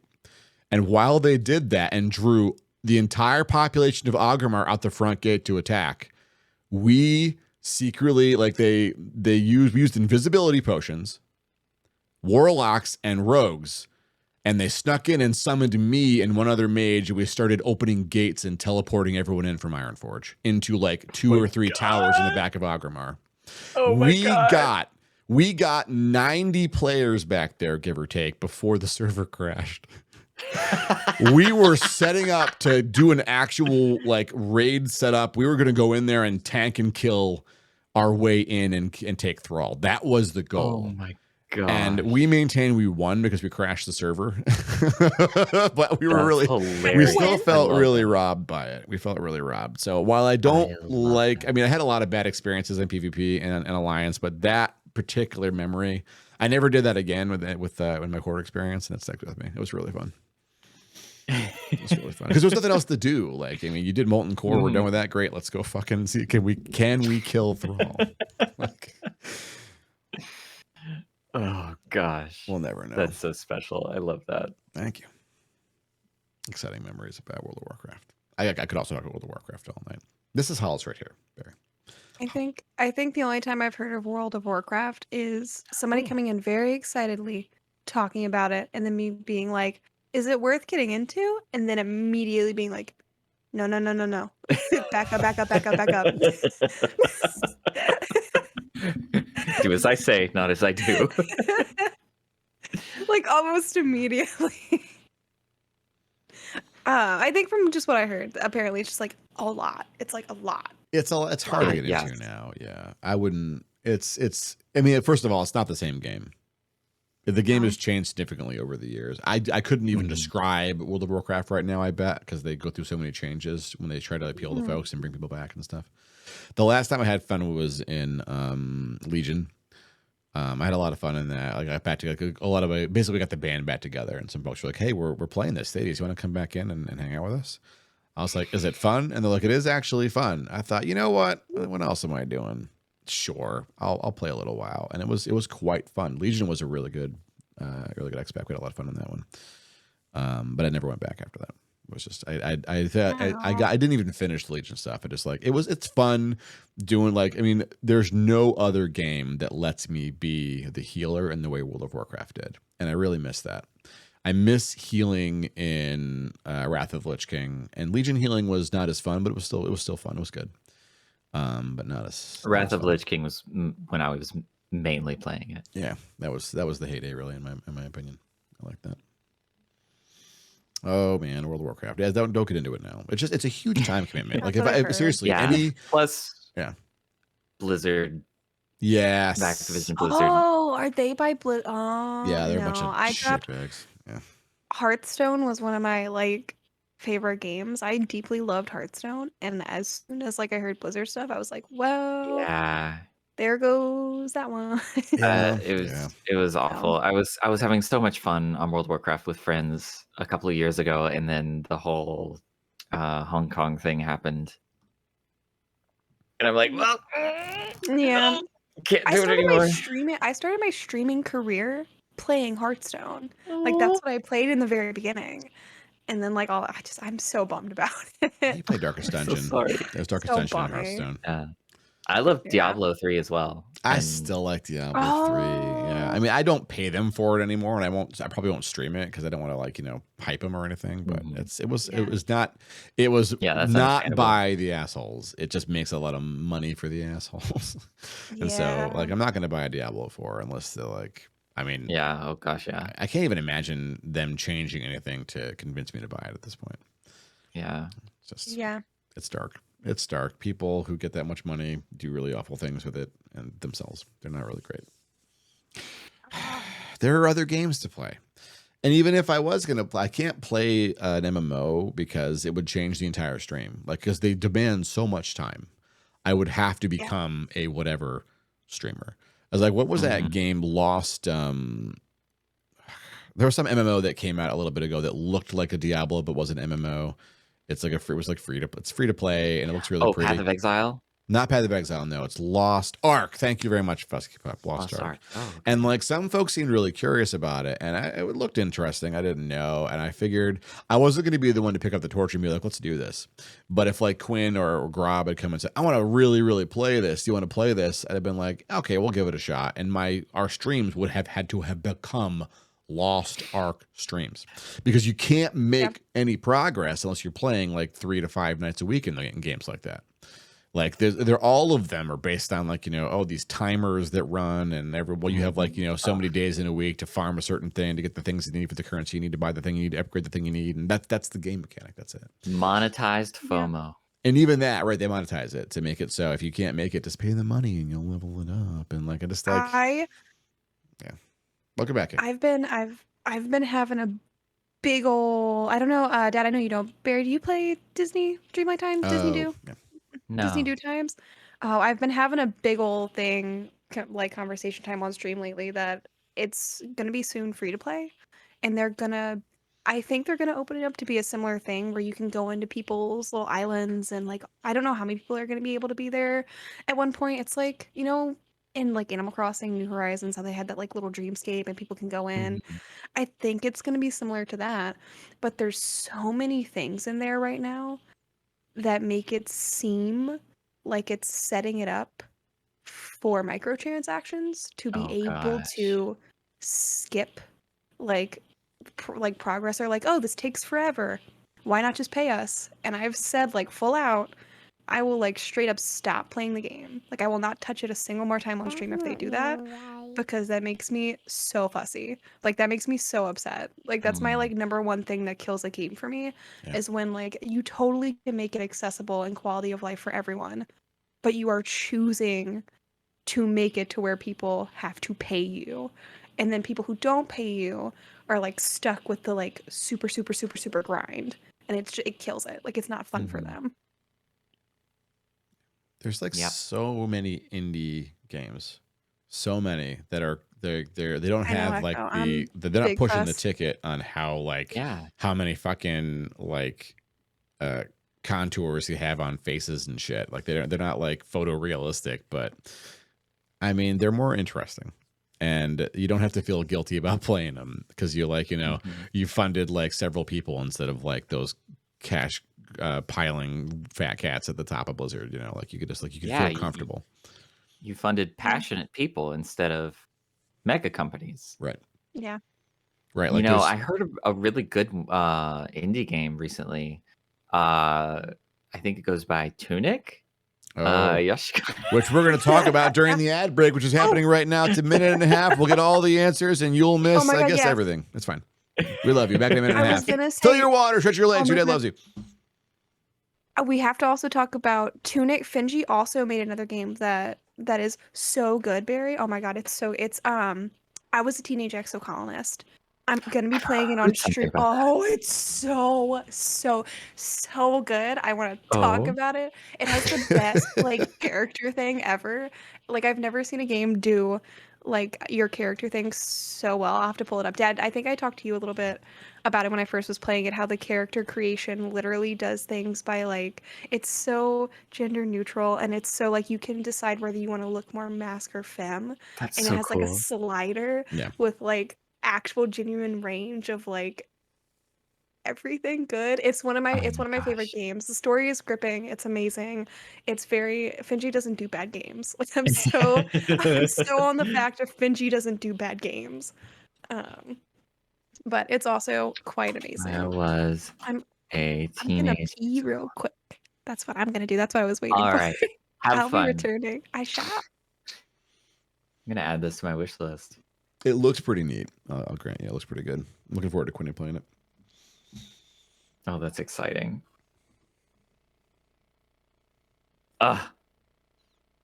So excited. There's so much good stuff. It really is. There's so much bad stuff in the world, but there's so much good stuff in the world too. Yes. Hard yes. We're mostly back. Oh, I need a stretch. Oh, We're supposed to do it during the break, Barry. That was like what I was yelling at people for. I'm glad you're stretching. hold on real quick. I need to go shut up.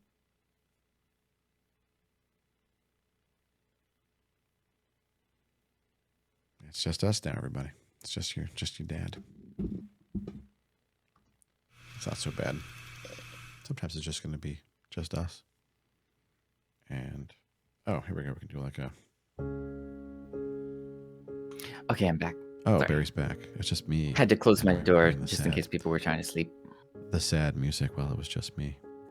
Oh, And So sad. I'm being sad because it's just me and these tiny cretins back here that we're going to give some treats to. Look at the cretins. There they are.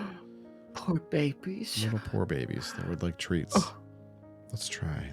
Feel bad for them You feel bad for them because they're going to get treats? because they're poor. The- Poor babies.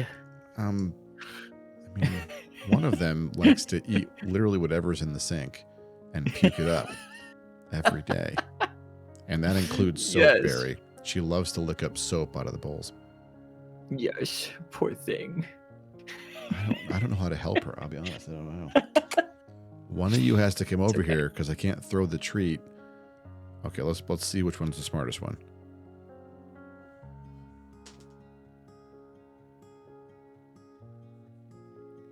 Nice job, Palom. Treats for the It's like kitties. the smartest one was the one who didn't move.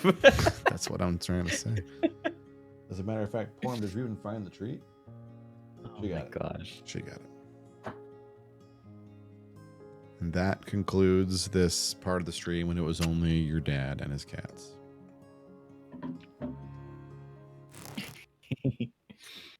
Both cats are in this room with me too. I would show you, but they're off screen. Off screen over there. Put it on the camera. That's all right. I get it. Mm-hmm. What can you do? What can we do? I'm not slut shaming you all, Ashka. What are you trying to say? I mean, if y'all getting down while I'm live and you have me on in the background, thanks. Don't tell me about it. Just don't tell me about it. Your dad doesn't want to know, but your dad wants you to live your best lives and support you however I can. Gosh. If passively from the fucking distance. Okay. It's like, I adore you. and What did I hold don't on? tell I Quinny, just came 'cause back. nothing happened, No. Quinny. Everything's fine. Hang on. I'm just gonna step out here for a second. Did I Oh hear? my Hear gosh. what? Everything's fine, Quinn. Don't worry.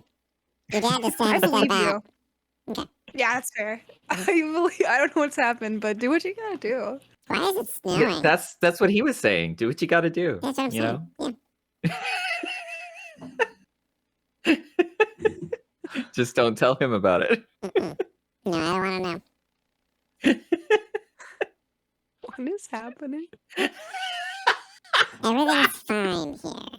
Everything's under Hey. control. You're right. You're right. It's the first Oh my time. gosh. I've never been right until right now. I'm pleased. I've seen you be right a bunches of times. For instance, Yeah. Every time you pick up XCOM, you've been right. he's definitively wrong when he picks up XCOM. Yeah. That's not good for anybody. Mm-mm. Mm-mm. Oh my gosh. People want me to pick up XCOM again. You should play Long War, Barry. Have you played Long War? Oh gosh, Long War. Mm-hmm. That's just longer XCOM, right? Yes, and kind No, of Tiny Boy. no. No.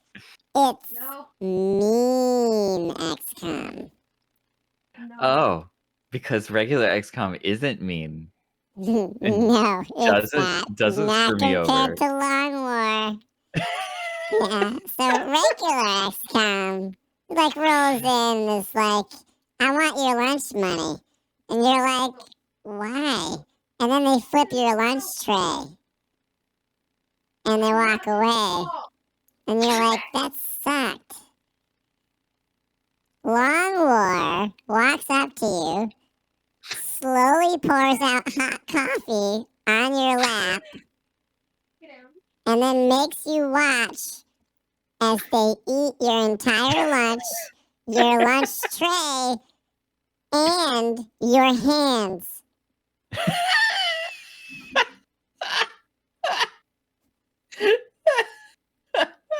XCOM does change people. That's what I'm trying to say. Oh my gosh.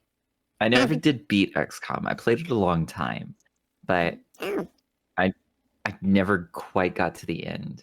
I did have the expansion, the boss. Release your claws. What are they called? Wrath of the Chosen. War of Yeah, the Chosen, sorry. War of the Chosen. yeah, that's it. Mhm. Where the big powerful ones would pop up randomly and you'd have to deal with them. Yeah, the Baby. Chosen was okay. That's all right. I liked it. I mean, it had a lot of quality of life improvements. That's good. But the Chosen can get a little bit repetitive, which is fine, but I got tired of it, I guess. I beat Vanilla. I beat the Vanilla expansion. I beat XCOM 2 a bunch of times. I beat XCOM 2's expansion.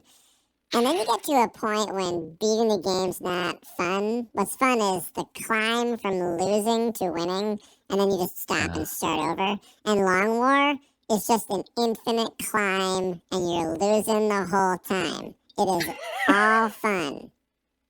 All fun.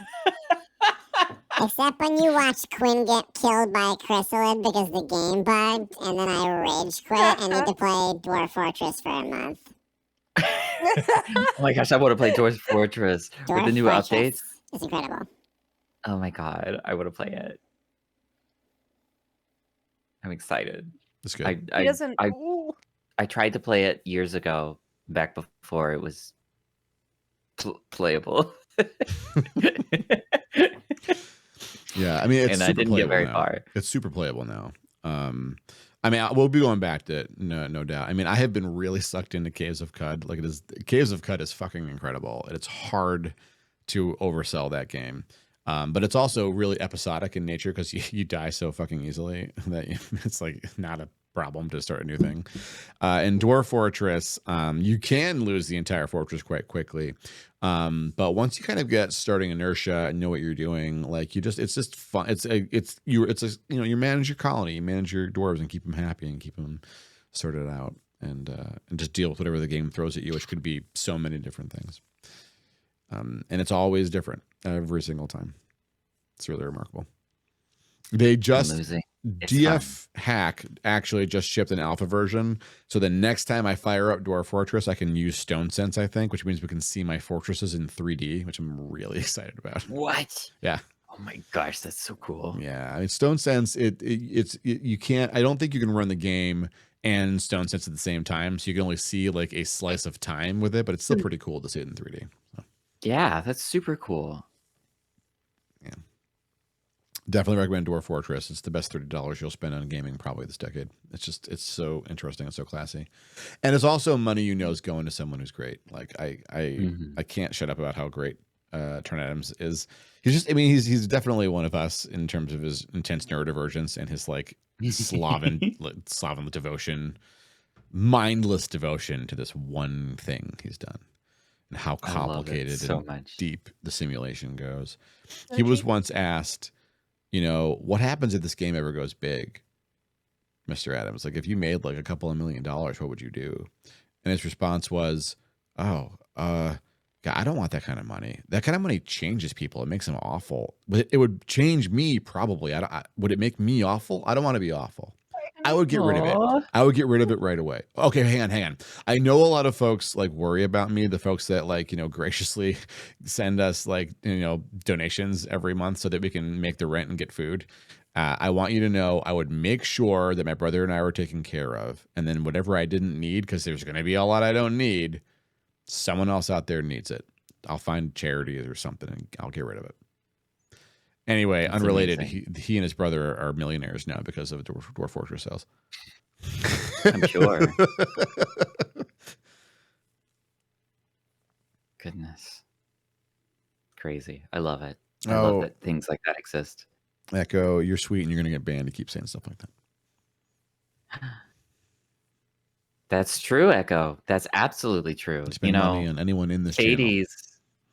If you have your Prime subs right now, please go to Weird Romance's channel. Thadeshammer. Hang on while I mute my collaborators. Go over to Barry's stream and please give your Prime subs to Barry. Wait, this way. Thadeshammer. Point it. Thadeshammer. Silence us. We're in your chat. You're not listening. You're not listening to com.uk. Hang on. .org. You listen to this guy, right? Okay, I'm back. So you definitely want to go and follow Barry. Barry's the one.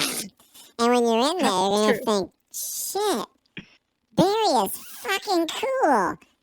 And she's pretty cute. I mean, wow. Just Oh my god. wow.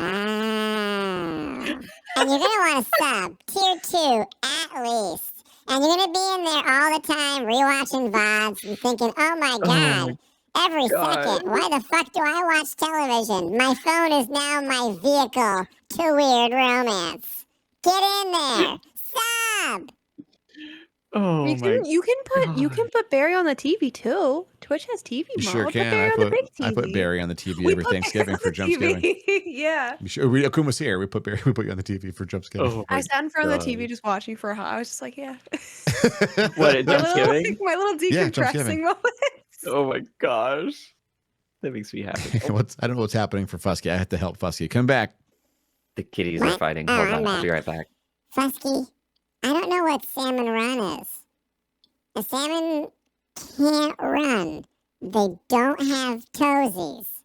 Toesies are required for run.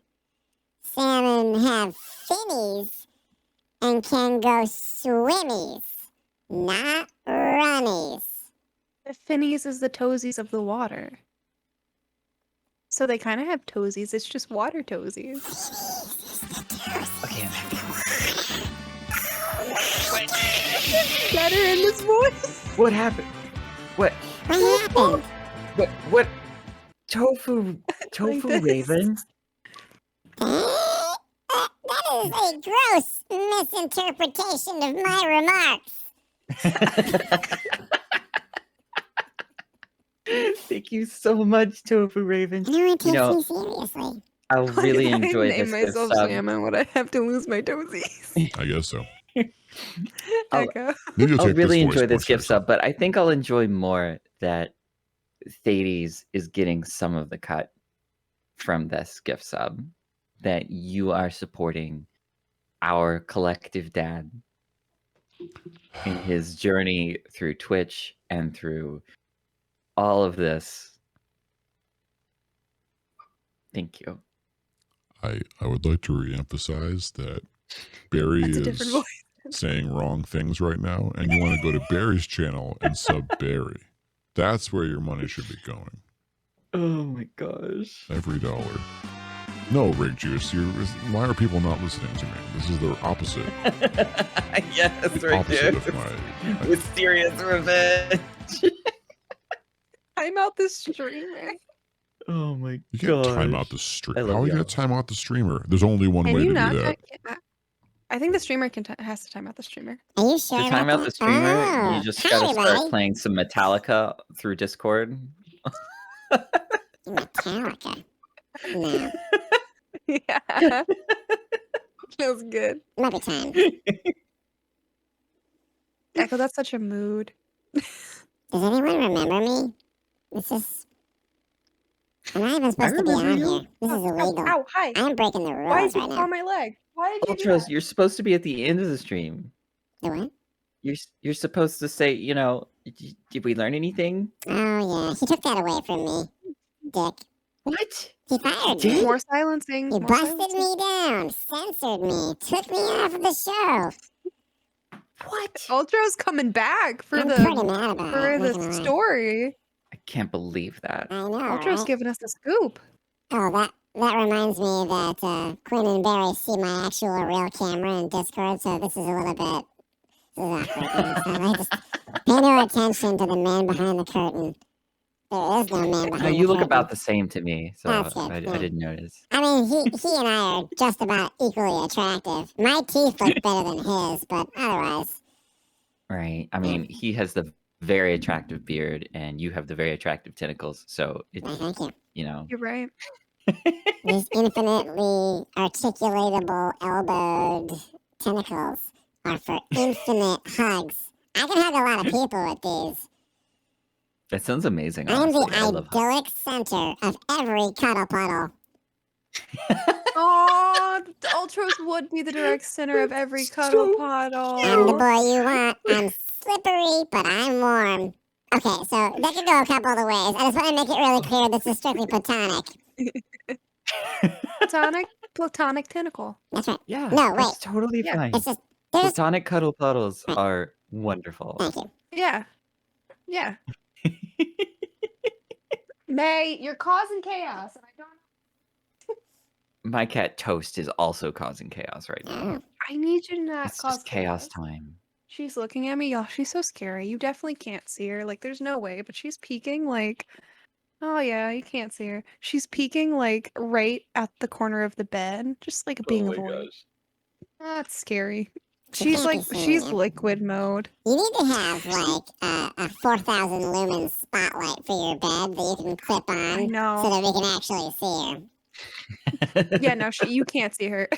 I think I forgot what it was. I turned like, you know how like your like little cameras have ring lights on themselves sometimes. I rarely use it, but I turned it on the other day, just like playing around with something. And I didn't know where she was at in the background, and then all of a sudden she just looked, and it's just like bright eyes, just like the brightest eyes peering out from like she was hiding in the Nancy cubby. And I was like, what the fuck? I was like, I thought I was about to get murdered. It turns out she's my cat. She has zero murder capability. She just has like a lot of chaos gremlin energy.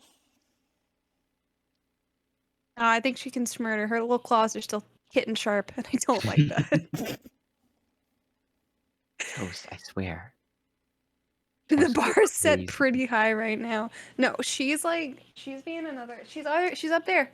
You see the like gap in the TV, like light and then dark light. That's her. That one's her. Really? Oh my gosh. Yeah. Watch. You still can't see her eyeballs. She's so dark. Oh my Hi, honey. gosh. Hi, boy. It's especially scary at night when you're trying to sleep, and then all of a sudden she's on the back of your headboard, just like staring down. Oh my Just, like, gosh. piercing eyes. My black cat PJ also does that. We have a cat tree next to the bed, and he gets up there and peers down at us like a gargoyle. It's so scary. He's so cute. Where would your cats fall in the D&D and Lima chart? Is there chaos? Is there chaotic? Actually, my friend is named Chaos. That's literally their name. Oh! Yeah. They were in my chat today. whatever would be chaotic, the most chaotic. I think she's good. I think she's good. Hey, Yuki. If you're rolling up on a stop sign, and say it's like 1 a.m, kind of middle of nowhere. There's no one else there. Red light. Do you stop? Barry, would you stop? Yeah. Then you're lawful. Yeah. Congratulations. What if you half stop? What if you like stop and then like you like You're do stopping. a little like You're stopping. If you roll on the fuck through, you're chaotic. It's less of, oh, I want to follow the law, and more of, I know not to trust myself to know the entire situation. Yeah. Sounds like if there's a stop sign there, that likely means that there's not a stop sign in the other one. Lawful doesn't necessarily if I'm mean not codified fully aware, like I have to know that I'm fully aware, and I'm a fallible person. I'm not always fully aware. Then if I decide to just bust through it, if I missed a car that is coming, then that doesn't matter how right or how lawful I was. I'm dead.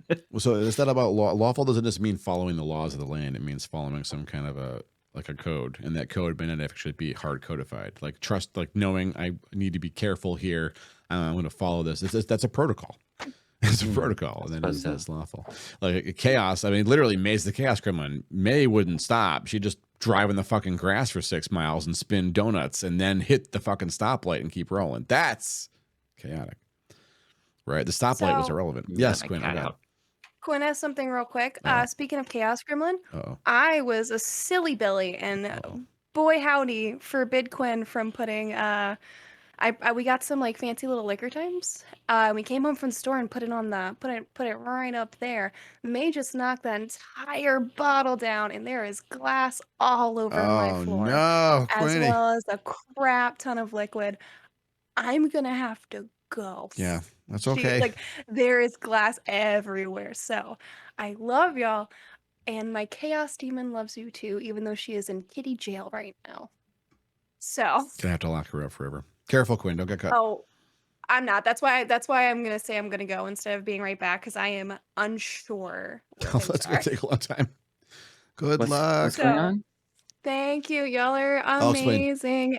Quinn, Have a good one. What's going on? Oh, Are you leaving? I'll explain. I'll explain, Quinn. It's okay. Chaos Gremlin knocked. Oh, okay, Dad's got it. I love y'all. Bye. I love you. Bye. It was good to see you. Bye. Y'all are awesome. I love y'all.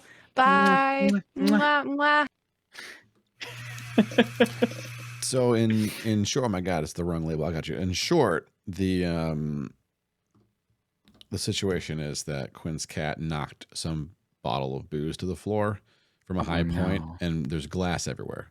And so he has no idea how long that's going to take for him to clean up. Oh no! But yeah, he's got to. Oh God, I can't. Oh, I have to do this manually, Barry. Hang on. Oh, poor thing. You're all going to come with me. We'll go really over here. I know it's crazy, right? Barry's now Quinn. Identity. One guest bottom. Let's go over here. Let's take you into. Here we go. OBS town. Let's go into studio mode so I don't fuck everything up.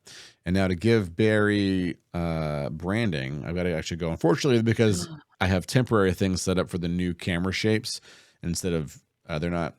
I made a mistake in how I implemented them. I don't have time to roll them back. So we have to go and do this the old-fashioned way, which means I actually have to come through here. And let's go and find. Here's the guest cam with Barry. And there is actually no overlay for Barry in here because this is still the Ceci cam. It's not attached to the other systems that like have all the other branding in them. So congratulations, Barry, on being promoted to the Ceci camera. Very few streamers get here. Oh, amazing. Okay. I had to hold something in there for a while, but I think I made it. Are you okay? What happened? Oh no, there was a perfect moment for a stupid lewd comment, and I. The stream probably would appreciate it if you wanna. You have my leave. You told me you were gonna give me branding. Mm-hmm.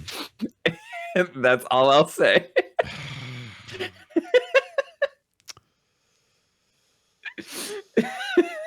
You can all help your dad because he's doing his best, but this is kind of this is so many different. No, ways. I held it in. This doesn't count. This doesn't count. This is why I don't. You asked. Yeah, I don't want to have like a, like a thing where. A fucking quote system. So they don't want the quote system.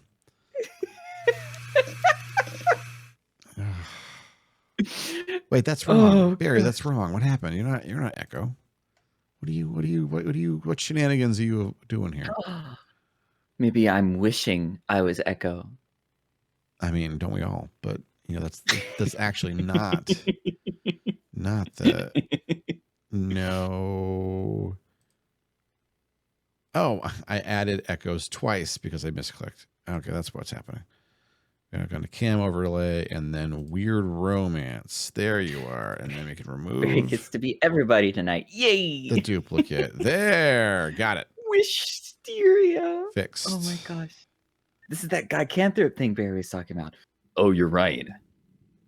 The full moon is out. The guy Canthrope. Yeah. It's like, gotta get big and rough. Sometimes I'm just a dude, The dude energy during the full moon. Echo gave me his permission to steal his identity. Well, then you need to have a deep voice the whole time. You're going to need a side shave, and you got to get big fucking guns. And then you're Echo. Right. Yeah, Echo's got the biggest goddamn guns on the internet. It's true. Yeah.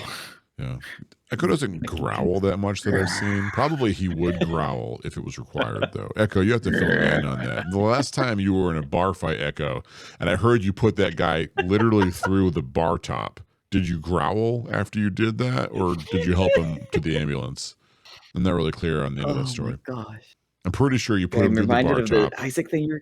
That's right. Oh, Wunny, what was that? What was the thing I it was something you said and I recorded it for you. I can't remember. But yeah, I loved that. It's a command in your stream. I'm so happy. Oh, that makes me so happy. I love doing weird little recordings of like oh yeah, naked baby poop shooting basement races. With an echo and everything. Oh my gosh. Wow. I still owe you a meep. I gotta record you a meep. You don't have a meep. I don't have a meep. Yeah, it comes up every so often. People will do bang Thades in your chat and they'll expect a meep when there's no meep because I've failed at my job. Don't say bang Thades. Are you trying? That's Linux. It's exclamation marks called a bang. It's I called don't a care how bang. I know it's correct, but is it correct for you to say it right now?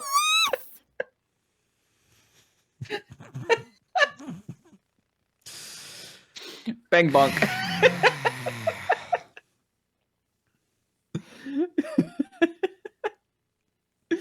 Be like everyone else and say exclamation point. Exclamation point. No, exclamation point. Do the line dot. Uh-huh. The line dot. Oh my gosh. Oh, Fusky. Well, hey, you're a streamer. I need you to get me a meet too, Fusky. Fusky streams? What the hell? I didn't know. Yeah. Fusky's a good streamer. I watched them play Outer Wilds. I can't do that command because my thing is fucking... That's for only moderators for whatever reason. Things can be correct and still very wrong. Exactly. Thank you, Wicca. Aw, thank y'all. Thank y'all for shouting out Fusky. Why is the Fusky's command wonderful. not work for the fucking streamer? Streamerbot, explain things to me. Did you forget who your boss is? What are you doing? That happened to Nova too.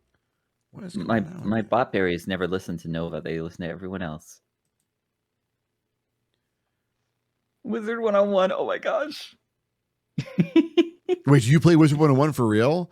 So I have a friend who I'm trying to convince her to start streaming, and she loves Wizard 101. And I told her, you know, that community on there it's kind of like Darkest Dungeon sized. And so there's like some streams at like, 5 to 12 and some streams at like 2 to 3. That is a non-intimidating setup to start streaming in because some folks want to watch it clearly because they're in there. And you'll be in the top 2 or 3 rows, and people will find you, and you get to know you'll make friends that way pretty quick. And so that's pretty sick that you do that. Oh, did you hear that alert when it comes on? That's my son that said that. I don't know if that should go across. What did he say? That's not normal, Daddy. I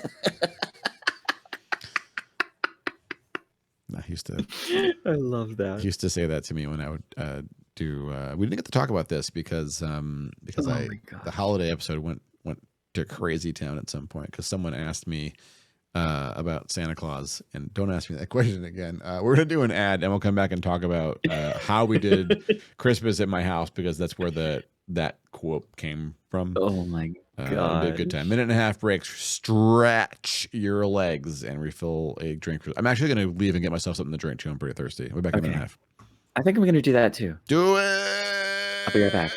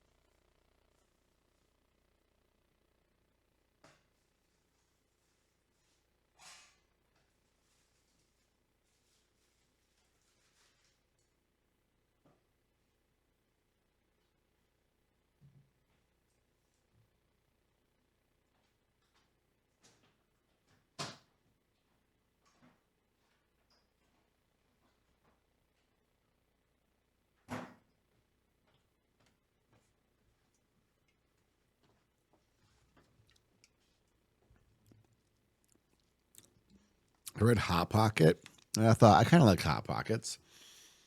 And then I read the battery part. Please don't eat batteries, Yuki. Don't eat batteries. No. No batteries for Yuki. Not for Yuki Belly.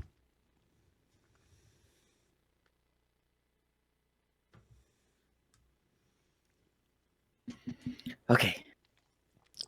I am back. I'm back. We're back. I'm back. I'm back. We return to you now. I think. Return to now. The turn of the tide. Well, yeah. Also, I got secret chocolate. That'll get me through the next part here. Pop-Tarts. Nice. Pop-Tarts are dope.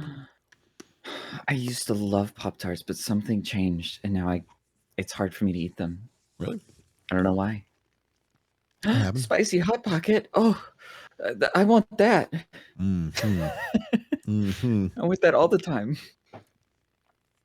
I did a food crime today.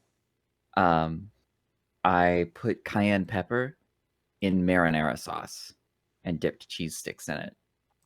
It was kind of good. I didn't put enough in there. There wasn't enough. That does sound good, though. It was good. My girlfriend Angel put chili flakes in oil into her marinara sauce. It's like a Japanese chili flakes thing. Put it into her marinara sauce, and I tried it, and it wasn't bad. It was weird. I don't know why it wasn't bad. Yeah, it's really good. Oh, I love that. I'll do that. It was crazy good. Mm-hmm. Heck yeah. Not like red pepper flakes like you'd put on pizza or anything. Mm-hmm. Like this was an oily chili flake blend. Oh, I can still see that being good. That's from cool. Japan. Ooh. It's crazy. It's so weird, but I loved it. Wow, that does sound good. That's classy. I eat pineapples and they eat me back. I love it. Okay, so I wanted to tell this story a couple weeks ago, and I kept forgetting. So here it is. Congratulations, Bear. We're going on a trip as to why why Thades Omega, my youngest, once I helped him get the words. He found them halfway on his own to say that's not normal, Daddy. Okay, so probably many of you are at least aware of this. If you didn't have these kind of games with like relatives when you were younger, you've seen other people do this. The claw, right? Where you have like the hand, and for whatever reason, the adult loses control of it, and they do it in like liar, one. Right? Yeah, they do it in liar, like a very stylized version of the claw. And so instead of doing the claw, I did a claw very, very briefly, but I rapidly evolved on it every few weeks. And then for like a couple of months, there was like I called it the spider claw, and the thing that my hand would run across the walls chasing them, and my sons would run from the spider claw and then get attacked by it. And they were like the spider claws were this like they kept trying to devise ways using toys and improvised toys as weapons to like trap or destroy or chase off the spider claws. It was a very ongoing thing. And then I introduced my sons to the concept of a boss battle, and I would say, "Oh no, it's a boss battle!" And I'd pick one of them up and run up and down the hallway with the spider claw, then have to throw the spider claw off themselves 3 times to beat it. So eventually, when they play a Zelda game, it will make total sense to them. They have to. I love that. The thing 3 times. Training them. And then from dino claws, from spider claws, we went to this idea where I make a hand and I grab them and I chomp them with the dino claw. And this has been going on for about 1.5 years. And the Odyssey is really hard to follow. Like I add a lot. It's sort of it's the worst written fucking kid show you've ever imagined. It makes no sense. Like there is, so one of their Lego people they assembled was a wizard who they found out had accidentally created these things by trying to fight off the other claws with them. And so they made mistakes. And then like my youngest made a tool that he said was going to shrink them. And he said, I shrank 100 of them down to be tiny. And then so I attacked him with 100 tiny dino claws, which turns out is actually worse than a singular dino claw. And his older brother was very mad at his experimentation because like this caused this like additional fucking menace to happen. It's still an Odyssey. Like they've done a lot of they at one point, my youngest son decided he had super strength and could throw dino claws into space. And then Dino Claws evolved, and then they became meteors and could come down and crash, and that would of course be a tickling explosion. For a while, they had a foe called the Bazooka Dino Claw that would shoot at them, but my oldest figured out pretty quickly that the Bazooka Dino Claw only fires in straight shots, and so he would like bait the bazooka and then dive out of the way. Amazing. Thaddeus Omega has dived in the way to protect his Lego castles from claws sometimes to take the hit so the building wouldn't have to take it. It's been a long fucking Cold War with the Dino Claws. A long war. That's incredible. One time, my eldest made a device he said was going to cause a super earthquake and was going to throw all the Dino Claws into space. And he did it, and we all shook in the living room when he did this device. He said, finally, they're back. And I said, oh, no, there's a problem. He said, what? Well, it threw all of the weakest Dino Claws into space. The only ones who could hold on the ground were the strongest, and they're the only ones left to make babies. And so evolution... the strongest Dino Claws made even stronger ones. And he's like, crap, every time we use science, it backfires. How do we like use science to win? This has been going on. And so at one point, there was a Dino Claw who didn't know how to chomp. Like it has to close the hand to do the tickle. And instead it would like, just like look and then plow his face into it. And that was the most adorable encounter in the history of doing this shit for like 2 years, because both of my sons tried to educate this claw on how to open and close its mouth on things. And it didn't work. And it got to the point where like the third encounter with this, like another Dino Claw came and chomped one of my kids, and both of them, including the one who was scream laughing because he was being tickled by the chomping claw, or pointing at the claw doing the chomp saying, see, like this, here's a real example of what you do. And like I have the claw who can't chomp just studying really closely. They can't speak, and so it's just like trying to understand what's happening. And then Thades Prime declares he must be a vegetarian, daddy, because he doesn't want to chomp us, and we're made of meat, so must be a vegetarian. And they gave him pretend vegetables, and he ate those, and they felt satisfied. At that point, Thades Prime declared himself a Dino Claw scientist, because he had been the one doing most of the experiments. He knew what would deal with them, what wouldn't deal with them, and he understood them, he felt. And then I asked them, do your other friends know Dino Claws, what Dino Claws are? And they both looked at me and said, no, that's only a thing for here, Dad. And I said, isn't it everywhere? And that was when Thaddeus Omega said, that's not normal, Daddy. And I said, okay, I need you to come with me and sit at my chair and say that into a microphone for me right now. Will you do that? That's incredible. We did like 3 takes. Oh my gosh. That was the best I got out of him before he like got tired of recording into a microphone and running off. Thaddeus, have you ever seen the show called Bluey? Oh my God, yeah, I love that fucking show. That's a good show. Not as much as what Quinny. You remind me of right now. Oh, thank you. I mean, that's the kind of, it's like, it's not a novel show to me because it's kind of the way that's the way my house works. Yeah, in a lot of ways. But that's like, good. It's a good show, and Quentin really liked it. He watched the entire series. He marathoned it when he was sick for like 3 days. Just watched it.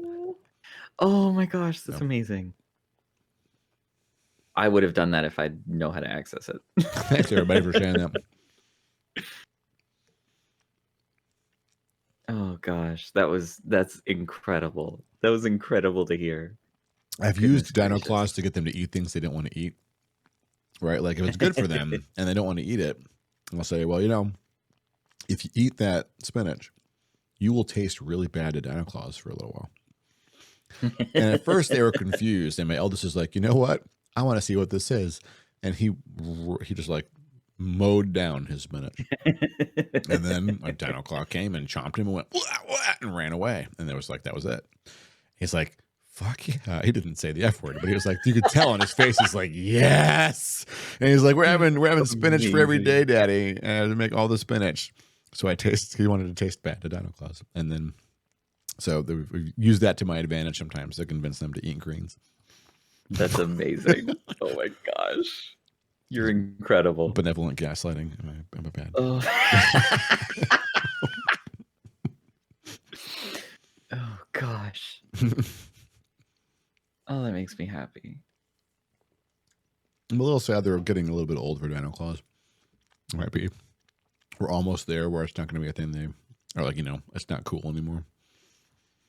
Maybe one more year. Yeah. Oh, you're going to have to start really like trying to be cool pretty soon. Yeah, I guess you're right. Yeah, we'll see. Or the opposite and just try to be this like uncool as possible. Just embrace it. Just be dork dad and make them like groan and cringe all the time until they realize how good it is. I mean, if they just don't like me, then that'll be the play. I'll just like embrace that, I guess. I mean, in some ways, at some point they're already at a point where they entertain themselves a lot. Like Thades Prime now he loves reading. Anything he can get his hands on, if it has text in it, he'll devour it. And that's pretty good. Of course, that's great. And his youngest like really wants to read too. He can't read that much yet, but I mean, the reading programs in schools now are way better than they used to be. Like, I'm just impressed at just what their reading levels just way beyond what mine was at that age. And they're really, really getting into it. Like he's not just reading like books that are age appropriate. He's also reading my Dungeons and Dragons manuals and like shit like that. Like, I mean, he can't like the rule book, the player's guide's not going to make any sense to him. But the monster manual is pretty fun, because it's got like quips about monsters and stuff, and he really enjoyed that. Oh, I used to read the monster manual when I was a kid too. Well, when I was like, I don't know, 14. Oh, sure. Yeah. I mean, yeah, that's my point. Like I started reading that stuff in my teens, like maybe 12 at the absolute earliest, but they're so young and there's so much. I have a lot of hope for the future because they're just so much like they're already more literate than I was at that time. Like that we need that as a civilization. I was like, yeah, I want my sons to be way smarter than me. That's the goal. And they're already on their way there. So I'm excited about that. Yep. Cringe culture is dying. And in most of my circles, it's dead. Like there is no cringe culture anymore in like the circles that I inhabit, and it's incredible. It's so incredible to just let people be their weird ass selves and see the beauty in it. Yeah, the only thing that makes me cringe now are folks that reject things like that. Like that's like if you want to be milquetoast, I mean, fine, that's okay. If you don't want to stand out, I get that fear, but also, I mean, the whole reason there's an alt crowd and that people like dye their hair and pierce like everything, and it's because they were told at some point in their lives they're never going to fit in, and they were like, you know what, fuck you, I don't wanna. And then they found all the other people that were told that, and all of you, right, are being yourselves, and because there's nothing holding you back. Once each of us was told you're not going to fit in, and we're like, I never wanted to fit into what. Heck yeah, So many people being there.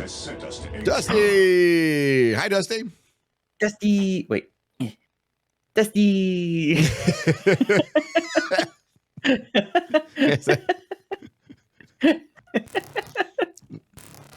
Is that you have to hit a button to make your arms go up like that? No, I just move my arms. Oh. Hi. Look, the goods. I know, we're getting the goods on the stream. I can't believe it. That's like a thing people have to redeem for points. I know. I actually can't have this on my stream right now. Is it too intensive? Because it's too intensive, yeah. They did an update to whatever this is, and it takes freaking tons of CPU.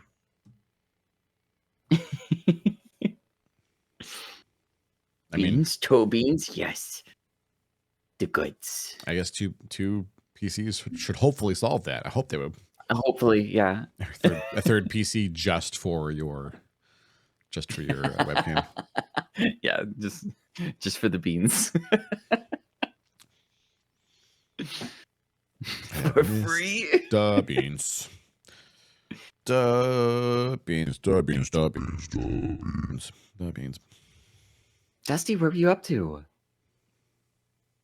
Dusty's playing 7 Days to Die. That's like a. Ooh. I played that way back during its like early access days. It's pretty fun. Aw. Dusty, thank you. That's so sweet of you to say. This is so you had another Sona that you'd been working on. I guess it's been months ago at this point. The oh my god, I can't remember what the creature. It was a hybrid of some kind, but you yes, Her name is Wisteria, Right. and that is also the name that I'm using in real life. Right. That's my quote unquote main name. Yeah, she's a Pine Marten Ocelot mix, and I have no art of her. Oh, you don't? I thought. Am I confused Nope, about that? I got still you. no art. Is that a thing are you going to commission someone to do that? Are you working on a thing yourself? Or? I would love one. I would love to do that. Yeah, but money. Money always goes to more important things. Yeah, that's fair. That's valid. I mean, it is really important to me, but you know, survival things are a little more important than that right now. Well, yeah. So that's what we're doing. That's what we're focusing on. I mean, get the whole polycule to move in. That's the goal, right? Just get Oh them all, gosh, just we get them can't all. get the whole polycule. I don't even know everyone in my polycule. Okay. Wait, what? It extends way beyond. Oh, so one of those. Well, sure. Yeah. I mean, like, okay, so my girlfriend Mhm. has a spouse Mhm. who has at least 2 boyfriends. Mhm. One of them has a boyfriend who has, I think, 4 partners. I don't know. It's huge. It's expansive. Okay, so It's not the ever whole changing. polycule. Just You can't make a full map of the polycule Get- because it changes, you know. get the branch that you're on. That's it. Just Oh, like, absolutely. there you go. I want that so There. bad. Okay. There you Oh go. my gosh. Less a polycule, more a tree. Just like I don't know, a Patty map. Chris.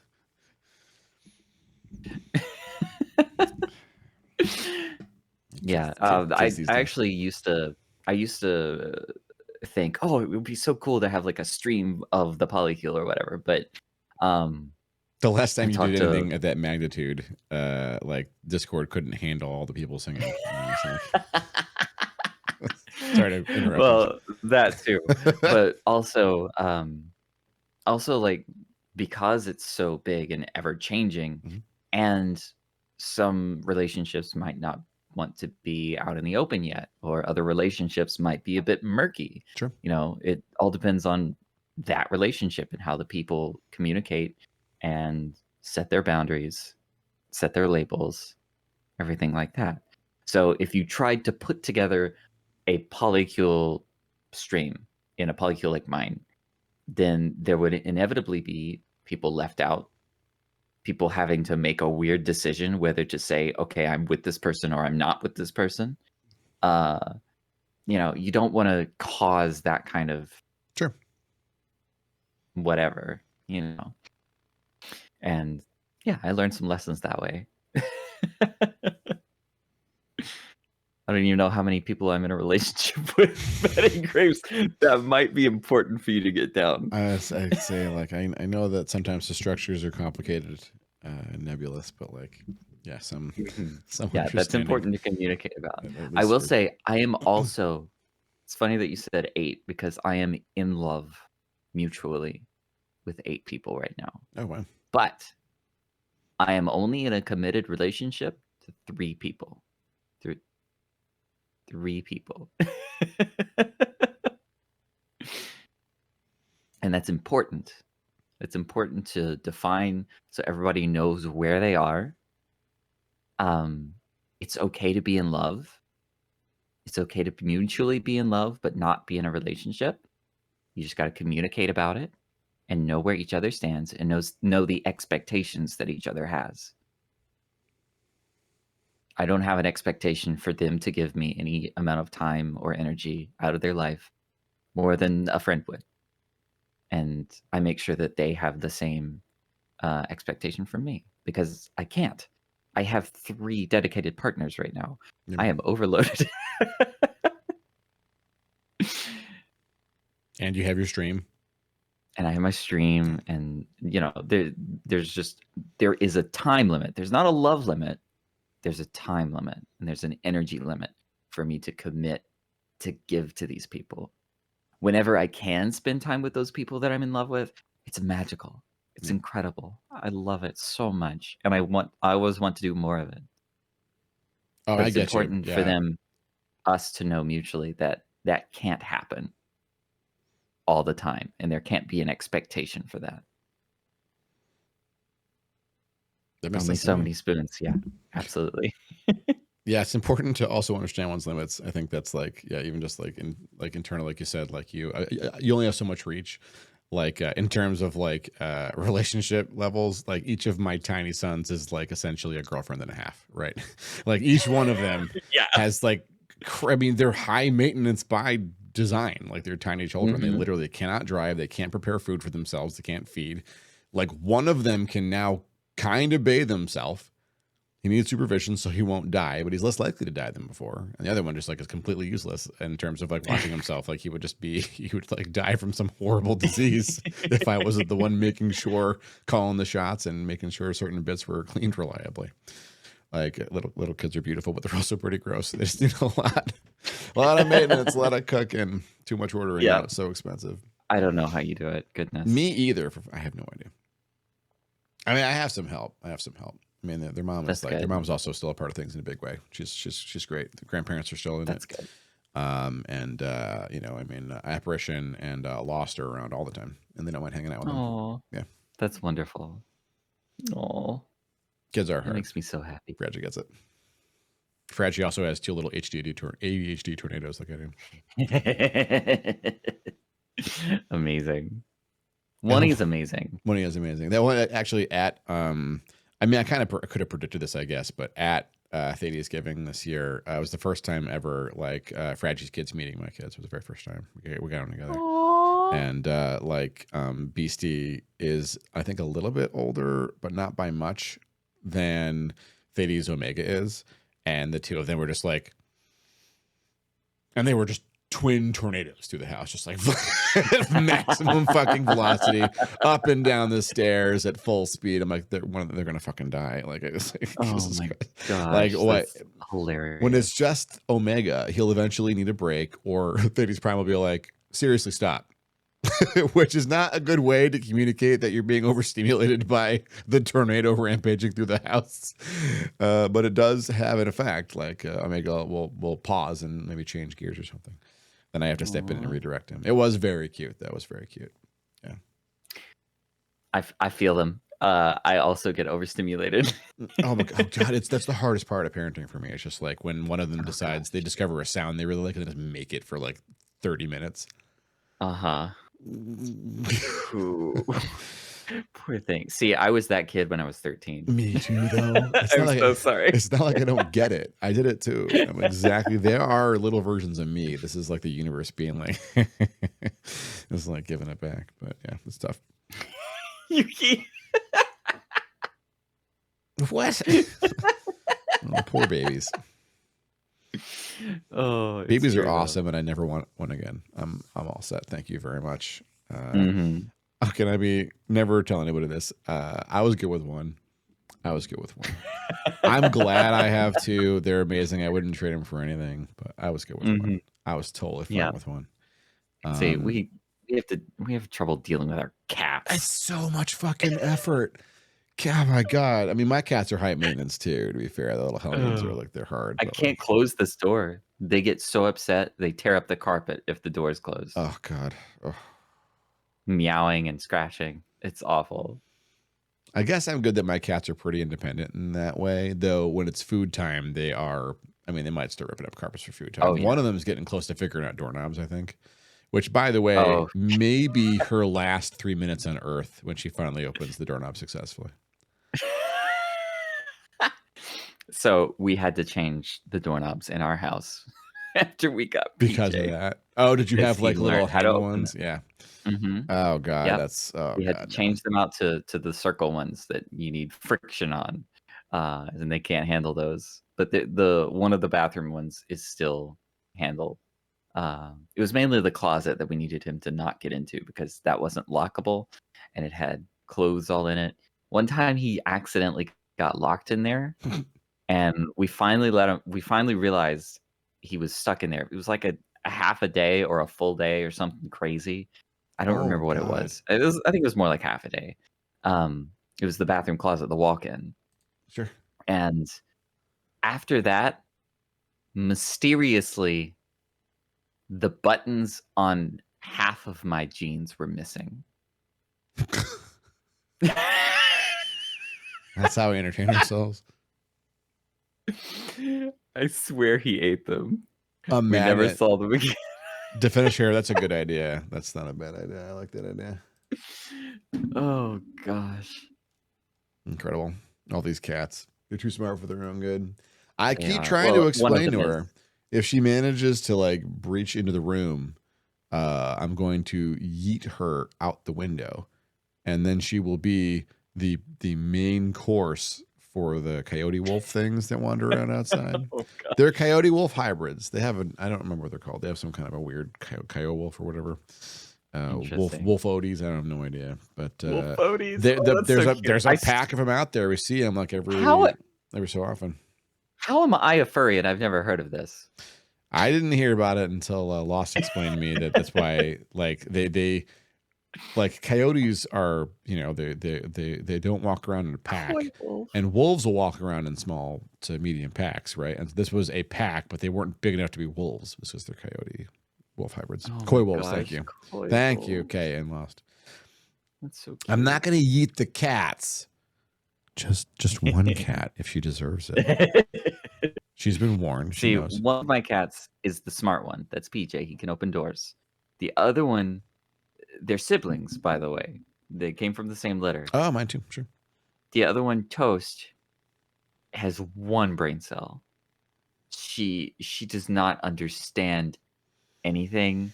She is helpless. Yeah. She meows in your face. She wants to be under the covers but can't get under them herself. She needs you to make a cave out of the covers so that she can go in there. But she won't go in there unless your legs are in there too, because she likes to lay on your legs. That is a very And needy, that's what she does every highly night. specific animal. She routinely throws her head against the floor and makes a huge bonk sound.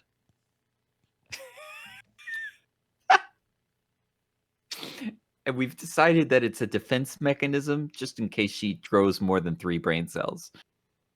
Yeah, I mean, she might have an existential crisis when she realizes how stupid she is. That's the thing. Like, She's so dumb. I love her. yeah, Porum is about that dumb. Like she's the one who's like she'll lick soap, soapy water up out of dishes in the sink, and then she'll puke it up like seconds later. She never connects it. Never connects it.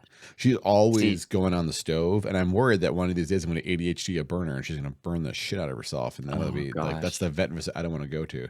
So I've been telling her, you know, if you do that, you're just going to have these weird wounds in the bottom of your body for the rest of your life, and you won't be jumping on the counter no more. And everyone's going to be like, "What happened to your cat?" And I'll say, "I don't know.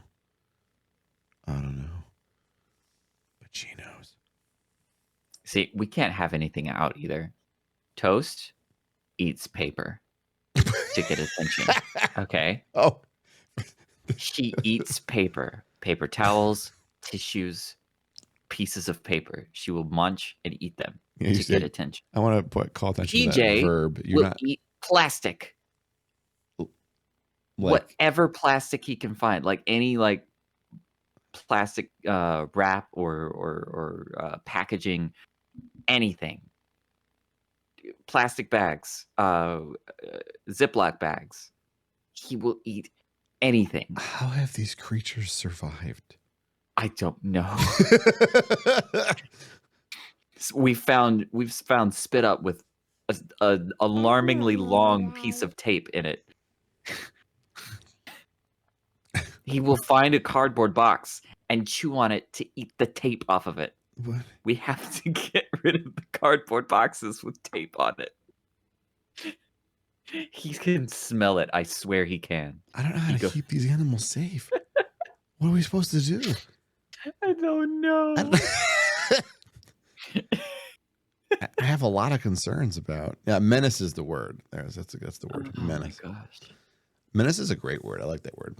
We don't use it often enough as a society. He looks longingly at the forbidden spaghetti whenever I crochet. No, don't let them eat it. Gosh, that's the worst. That could really damage them too. Oh gosh. Why do they do it? I don't know. I mean, PJ especially does it for attention, but will also just do it. It's something else. I mean, I get love that they're I mean, cats have these like super powered livers. Like they can eat a lot of really toxic shit and they're not gonna die, even if they vomit it up. And so I feel like the reason they survived is they just literally eat whatever. And if it's nutritional, great. And if not, that's fine. They didn't lose much for the trouble. Yeah, if they plastic though, it could like stop them up and cause a lot of problems. So they didn't evolve around plastic, and so that's true. I'm worried about those that are eating plastic. That's a problem for those ones. That's bad. Oh, Yuki, poor thing. Oh my gosh.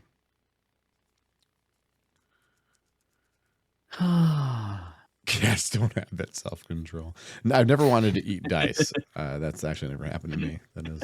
I did just order some dice for the first time in like, I don't know, like a year or two. I'm excited about that. I got dice coming. Forbidden snacks. I mean, they kind of are. Don't snack on my dice. The forbidden rock candy. I got a dice bag too. It's like a little eyeball on it. Oh. Yeah.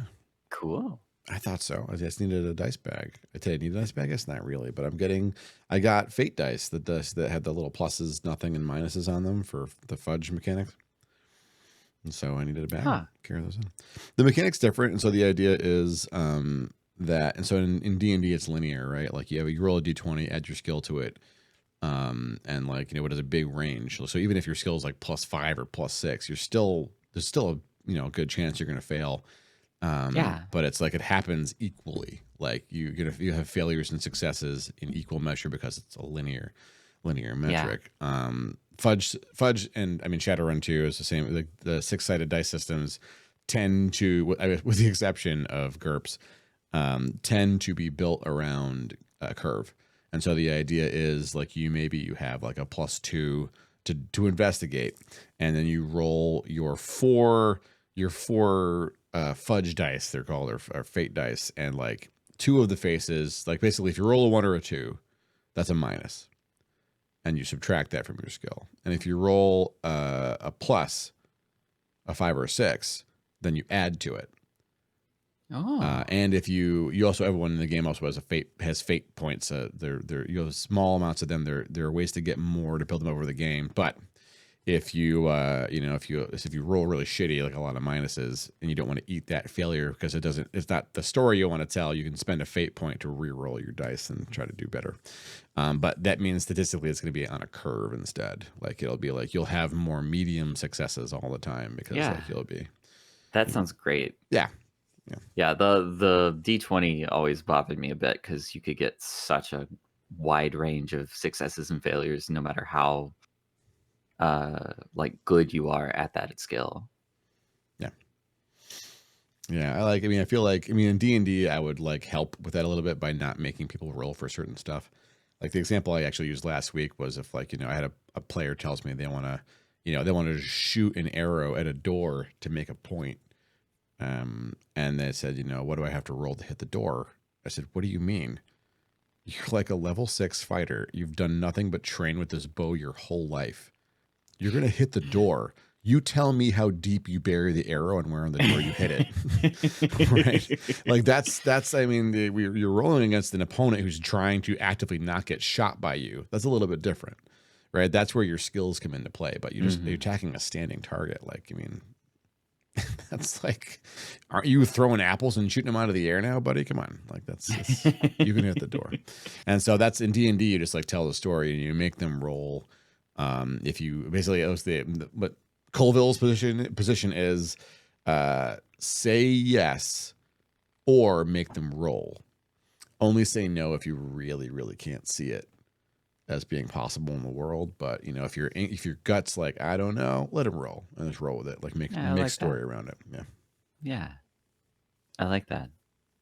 Yuki, you should buy more dice, but the dice that you buy should be the dice that you already have, and buy it with other dice that you have, and like just make a little dice shop of the dice that you have and pretend that you're swapping them around by buying and selling them with other dice. I think that would be really cute. And like pretend some of them are rare and they cost more dice.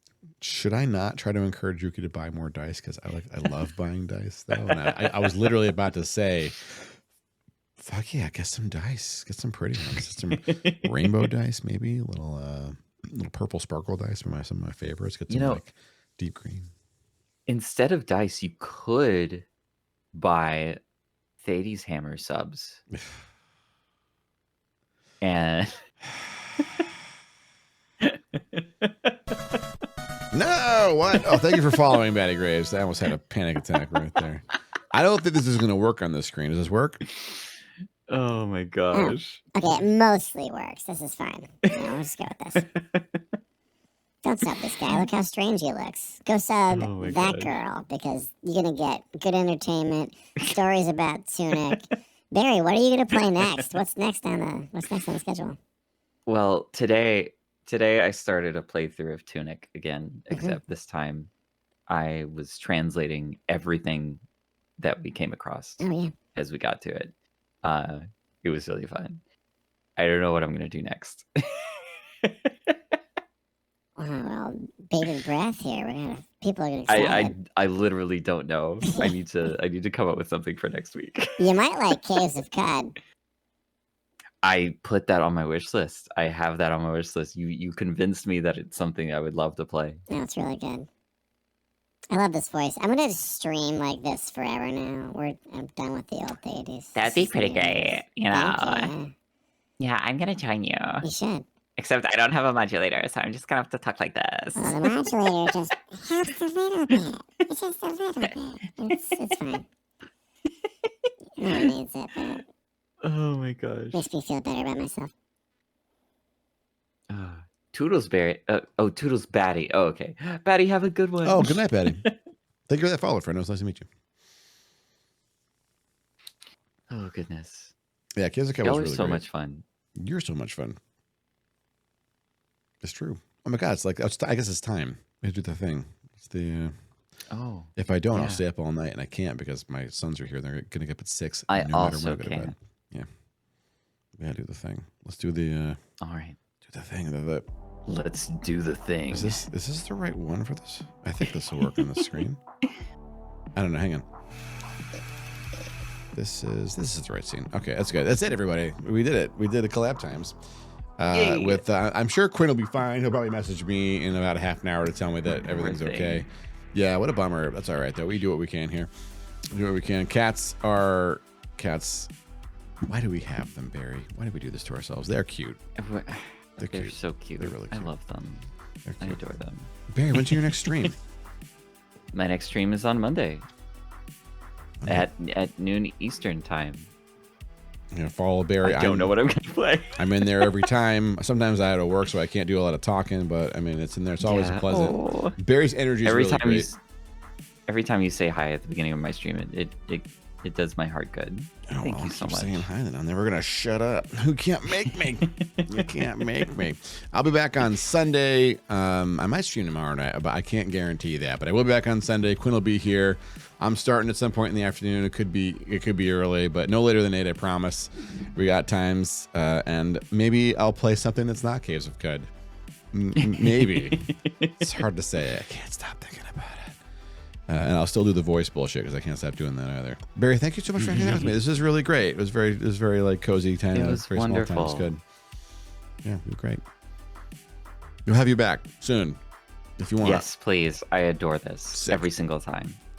We're doing the Zoom out. Love y'all. Love you all. Good night, everybody. Okay. Goodbye. Zoom out. Bye. Goodbye. Wait, love y'all. Wait, the button. There. Farewell. Goodbye. Goodbye. Oh wait, the raid. Barry, hang on. What?